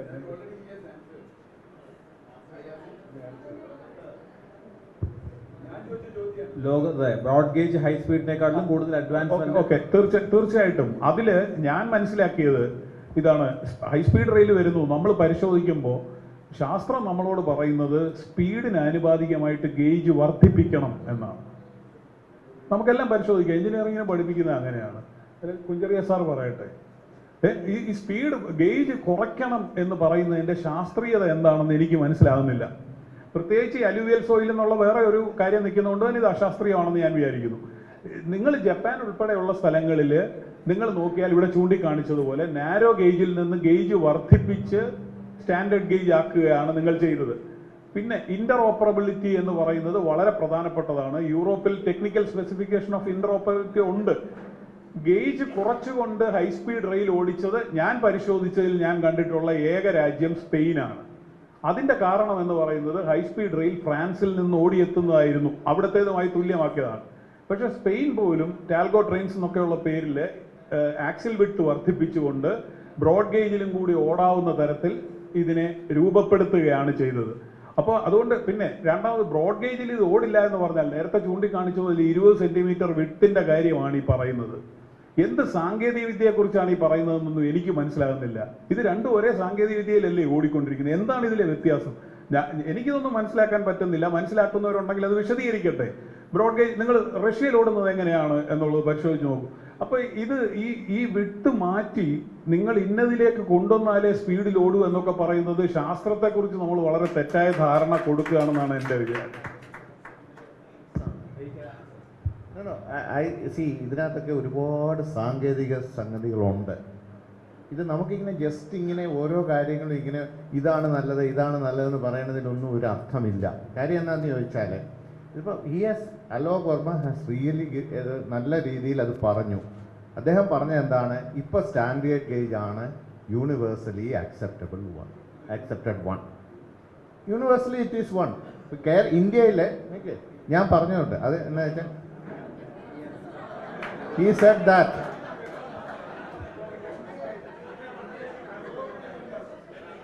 Except India. ഇന്ത്യയിലെ ബ്രോഡ് ഗേജ് ആണ്. കറക്റ്റ്. ബാക്കി എല്ലായിടത്തും അതാണ്.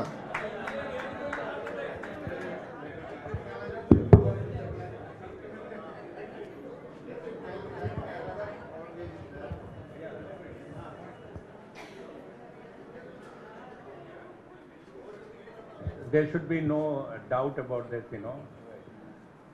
As Subodh Jain also accepted, gauge is not an issue as far as the speed is concerned. You can have any speed on broad gauge, okay? As I told you, the Germans said you build Chennai Mysore on broad gauge. For Mumbai Ahmedabad also they said you make it on broad gauge. So as I told you, there are two systems worldwide. One is the international practice, that is to have a unified system. Okay? You don't bring in a new gauge. The question is not of meter gauge, standard gauge versus broad gauge. The question is, should you bring in a new gauge? That is the point. So the practice, international practice is that you use the same. Do not go for a new gauge. So it's you need a unified gauge. Okay.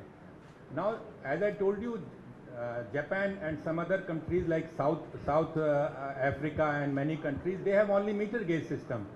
So they will have to go for a split in the system. They will have to go for a new gauge. So number one thing which is well settled, gauge is not a factor as far as speed is concerned. Now you tell me, is there any justification to go for standard gauge and have a split in the system?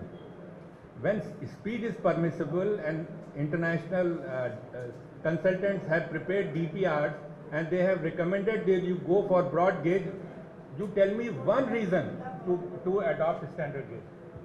So clearly, let us have this settled here.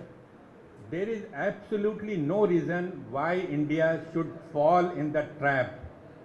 You see, I will say it is a trap where they are giving you a sweetener, in the form of long-term loan and in the form of massive real estate development. No. Don't fall for it.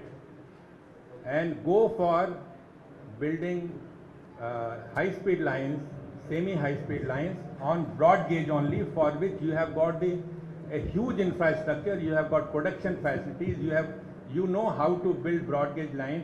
Mr. Subodh Jain says, tell me one person who has not realigned the track. Now let me tell you one thing. When India converted meter gauge into broad gauge, they did the realignment, because meter gauge is on sharp curves. So this is, you see, this all is a lot of disinformation. Now he says, tilting trains are only a temporary arrangement. I tell you, there are many countries which are using tilting trains as a regular measure, because tilting train, I tell you, is the ideal choice for Kerala right now, because without any realignment, without any requirement of land, you can raise speed by about 30%. If you do little bit of a realignment, don't go for the complete realignment, if you just remove some of the sharp curves, then you can raise the speed further by about 40%. You can cover Thiruvananthapuram to Kasaragod in just about 5.5 hours. This is perfectly feasible. And why India has not done? For that also there is a simple answer. There has been lack of investment in Indian railways. So most of our trunk routes are now fully choked. I'll just complete. So presently there is very little scope of increasing speed because it is choked. To carry out this thing, realignment, you need blocks, you will have to stop trains. So that is the reason. So India is now in a bind, but you have to come out of this bind and do something, and the solution is tilting trains, not only for Kerala but for the whole Indian railway. This is a good suggestion. If you can make a travel, I am only for that. Where you want gauge illada povengil atrayum nallathu. Ingane poyalum madi. If you can make a DPR or a feasibility report to travel from Trivandrum to this one in 5.5 hours with the technology and things like that. No, yes, that is the best solution. But it has to come. We cannot talk like that. Either black and white, it has to come with figures and facts. If ഞാൻ പറയണത് എന്നാന്ന് ചോദിച്ചാൽ എനിക്ക് എൻ്റെ ഒരു ഉദ്ദേശത്തേ ഉള്ളൂ, we want to travel at faster speed. അത് അക്സെപ്റ്റ് ചെയ്യണം. ഞാൻ പറയണതെന്ന് വെച്ചാൽ ഇവിടെ ഇരിക്കുന്ന ഓരോരുത്തരും ഇതിനു വേണ്ടി കോൺട്രിബ്യൂട്ട് ചെയ്യണം. നമ്മുടെ ചെലവില്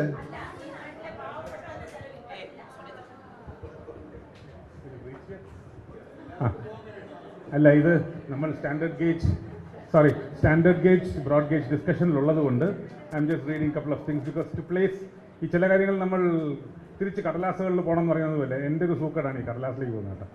അപ്പോൾ first of all government of Kerala ministry of റെയിൽവേസിൻ്റെ അപ്രൂവൽ വാങ്ങിച്ചത് stand alone elevated rail corridor എന്ന് പറഞ്ഞിട്ടാണ്. അതിനുശേഷം സിസ്റ്ററുടെ അടുത്ത് ഈ ജനറൽ കൺസൾട്ടൻറ്റ് സിസ്റ്ററുടെ അടുത്ത് KRDCL ഇതൊന്ന് ചെയ്യാൻ പറഞ്ഞു. അപ്പോഴത്തേക്കും KRDCLൻ്റെ instructions stand alone conventional high speed ലൈനിൽ നിന്ന് മാറിയിട്ട് stand alone standard gauge semi high speed ലൈനിന് വേണ്ടി സിസ്റ്ററേക്ക് കൊടുത്തു. അപ്രൂവൽ ഒന്നാണ്. ഈ കോൺട്രാക്ട് കൊടുത്തത് ഇങ്ങനെയാണ്. Preliminary feasibility report Alok Kumar Varma അടക്കം ഇരുന്ന പ്രിലിമിനറി ഫീസിബിലിറ്റി റിപ്പോർട്ടിൽ അവരുടെ ഒരു റെക്കമെൻഡേഷൻ ഞാൻ വായിക്കുകയാണ്. റെക്കമെൻഡഡ് സ്റ്റാൻഡേർഡ് ഗേജ് ബട്ട്, കാരണം KRDCL പറഞ്ഞത് കൊണ്ട് തന്നെ അങ്ങനെ റെക്കമെൻഡ് ചെയ്തു. But pointed out that the decision to build this line on standard gauge as a completely standalone line needs review after carefully examining the various options of integration with the Indian Railway.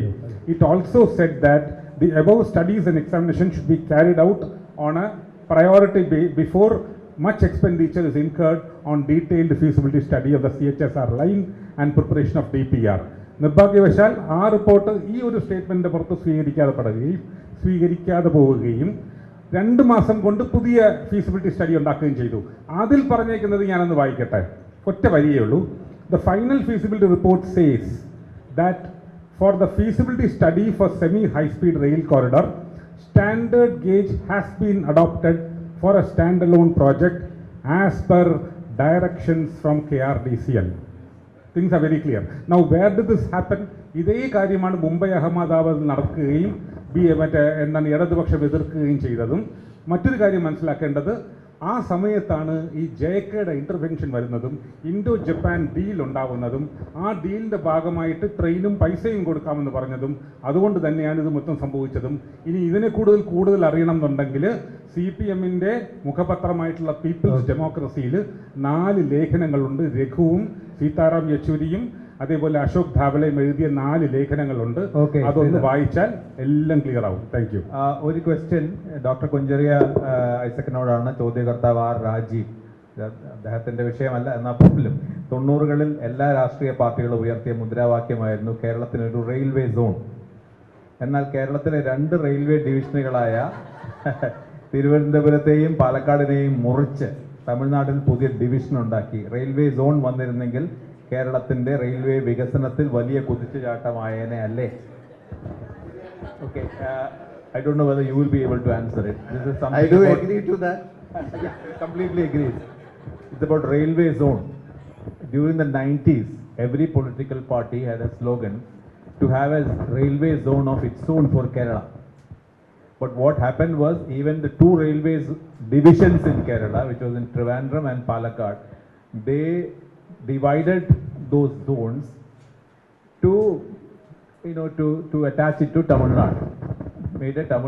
They made a new division for Tamil Nadu. They took some part from both Trivandrum and Palakkad. So, do you think a railway zone for Kerala alone would have helped Kerala's rail development? You see, if you make too many zones, it basically leads to a fragmentation of the administrative process, So the problem is not of having one zone is spread over 2 or 3 states. That is, I think, is not the issue. The issue is that everybody should be treated fairly. And you see, you don't make it. You see, this is one of the main points. why you want to make a line on standard gauge from Thiruvananthapuram to Kasaragod when you have a big city like Mangalore, a big city like Coimbatore, Kanyakumari? Why don't you have a bigger vision and make a broad gauge line which will connect all these things, you know? So, I mean, this, I think, this, you know, this narrow view of looking at things is not good. That is why, you see, I have been again and again saying the issue is a unified system. So that a person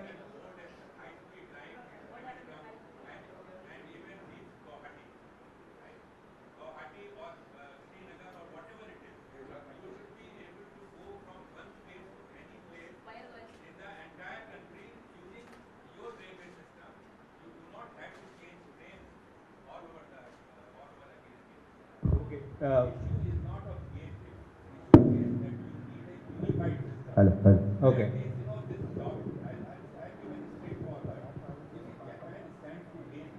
Japan has got a Shinkansen system, you know, they have developed Shinkansen system, but Russia has brought in many Central Asian countries have.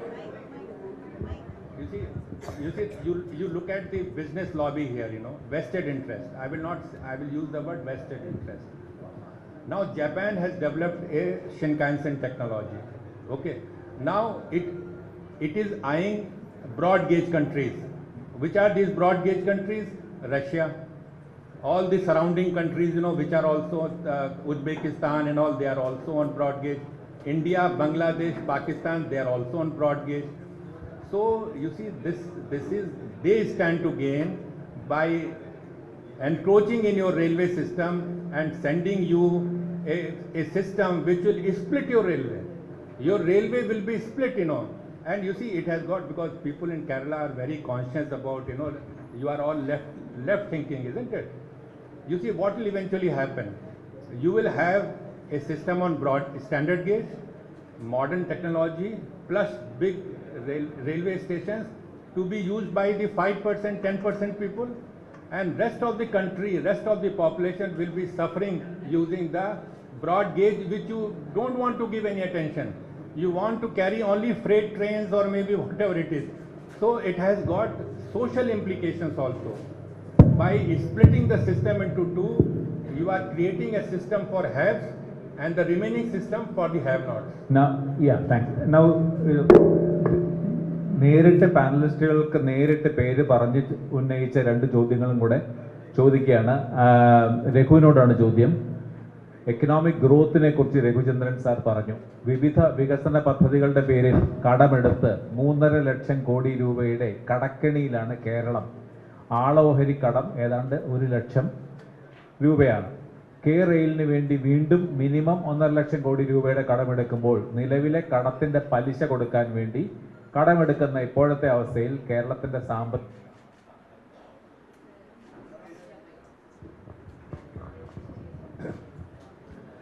ഈ ചോദ്യം എല്ലാവരുടെയും മനസ്സിലുള്ളൊരു ചോദ്യമാണ്.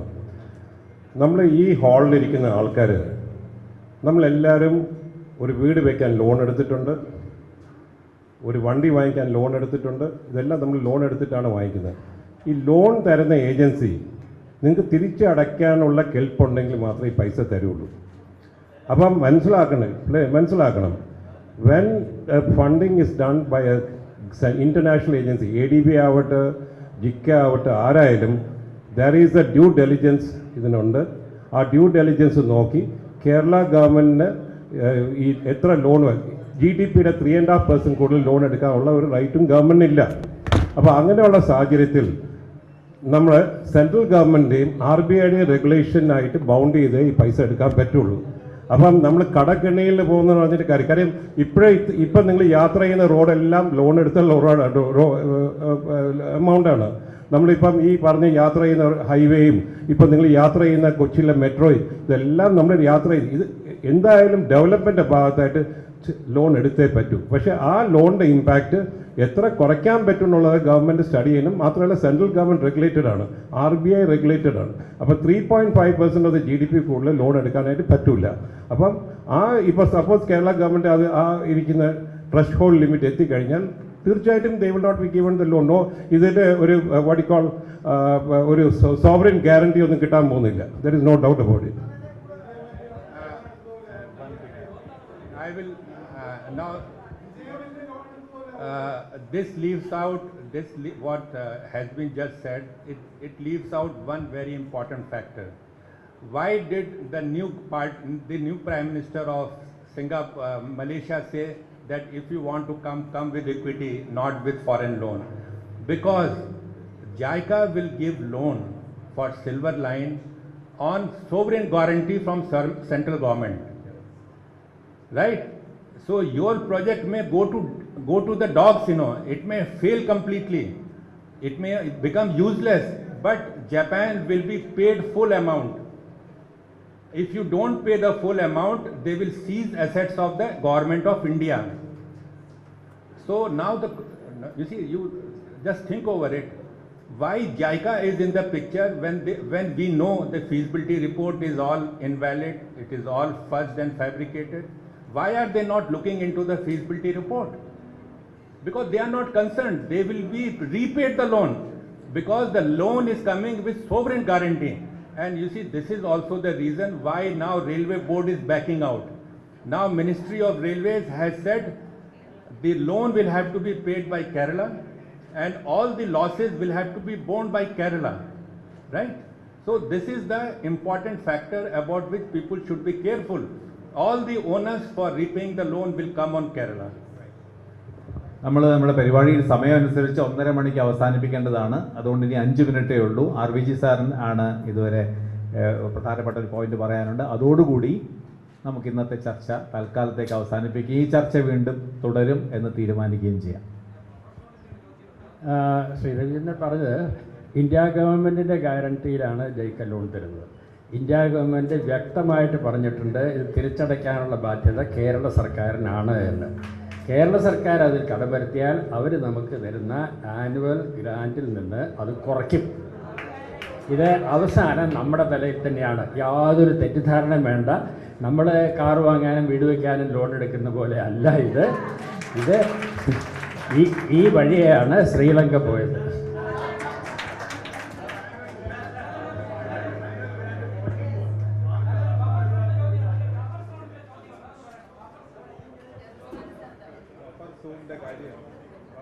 റെയിൽവേയുടെ ഉദ്യോഗസ്ഥരാണ് buffer സോണിനെ പറ്റി ഉത്തരം പറയുന്നത്.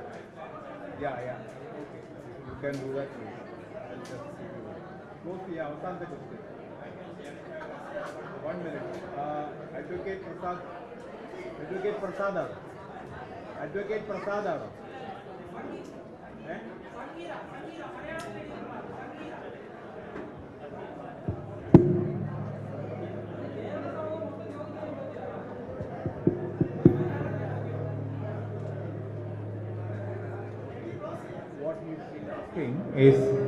ഇപ്പോഴത്തെ അലൈൻമെന്റ് വെച്ച് നോക്കുമ്പോൾ ഞങ്ങൾ ബഫർ സോണിലാണ് വരുന്നത്. സാർ, എത്ര സ്ഥലമാണ് ബഫർ സോണിൽ ഏറ്റെടുക്കുന്നത്? ഇപ്പോൾ 500 മീറ്ററോളം വരുന്ന സ്ഥലങ്ങളിലെ സർവേ നമ്പറാണ് പബ്ലിഷ് ചെയ്തിരിക്കുന്നത്. അതുപോലെ ഈ ട്രാക്കിന് ചുറ്റുവട്ടത്ത് താമസിക്കുന്നവർക്ക് എന്തെല്ലാം ബുദ്ധിമുട്ടുകളാണ് അനുഭവിക്കേണ്ടി വരുന്നത്? ബഫർ സോൺ നിശ്ചയിക്കേണ്ടത് റെയിൽവേ സേഫ്റ്റി കമ്മീഷണർ അല്ലേ? Understood? No, she's asking who is going to decide, who is given the authority to decide the buffer zone? Is it not the Railway Safety Commissioner? Lot of confusion has been created about buffer zone. Now let me make it clear, this idea of buffer zone is not in Indian Railways. In Indian Railway codes and manuals and working, there is no mention of anything called buffer zone. Why the issue of buffer zone has arrived here is again a result of fudging. What fudging they have done? They have taken width of land as only 15 meters for viaduct, 20 meters for embankment and 25 meters for cutting. Now you tell me, if you are going to make embankments which are up to more than 8 meters high, will it be possible to make an embankment that high in a width of land only of about 20 meters? Now you think of people, some people will lose their land, but lot of people will be living at the edge of this thing, Now you will be having high-speed trains running at 200 km/h. You will have your Ro-Ro trains running at 120 km/h. what effect will it have on those people, who will be living at this closed space with this line? So now that lot of these issues were raised, now they have come up with this idea. This buffer zone idea was not there. I know because I was involved in this thing, Now buffer zone has come in to find a escape route because they will need more land, So they are trying to introduce this idea of buffer zone. So my suggestion is, people of Kerala should demand from the government, please define buffer zone. Number one, what do you mean by buffer zone? What activities, what construction will be permitted within buffer zone, what will not be permitted? If you are going to restrict property rights of the people, and say my land is there, now you are telling me it is in buffer zone, you cannot carry out any construction, you can carry out only these things, like some gardening or some even agriculture, but you cannot carry. So you are restricting my property rights.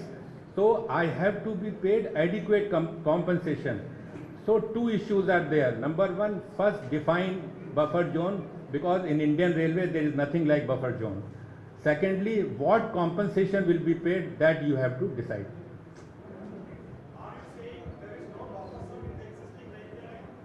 What he's saying. That's what he's saying. No buffer, sir. No, I'll tell you. No, there is, yeah, I think you have a very valid point. I'll tell you. Yeah, let me clarify.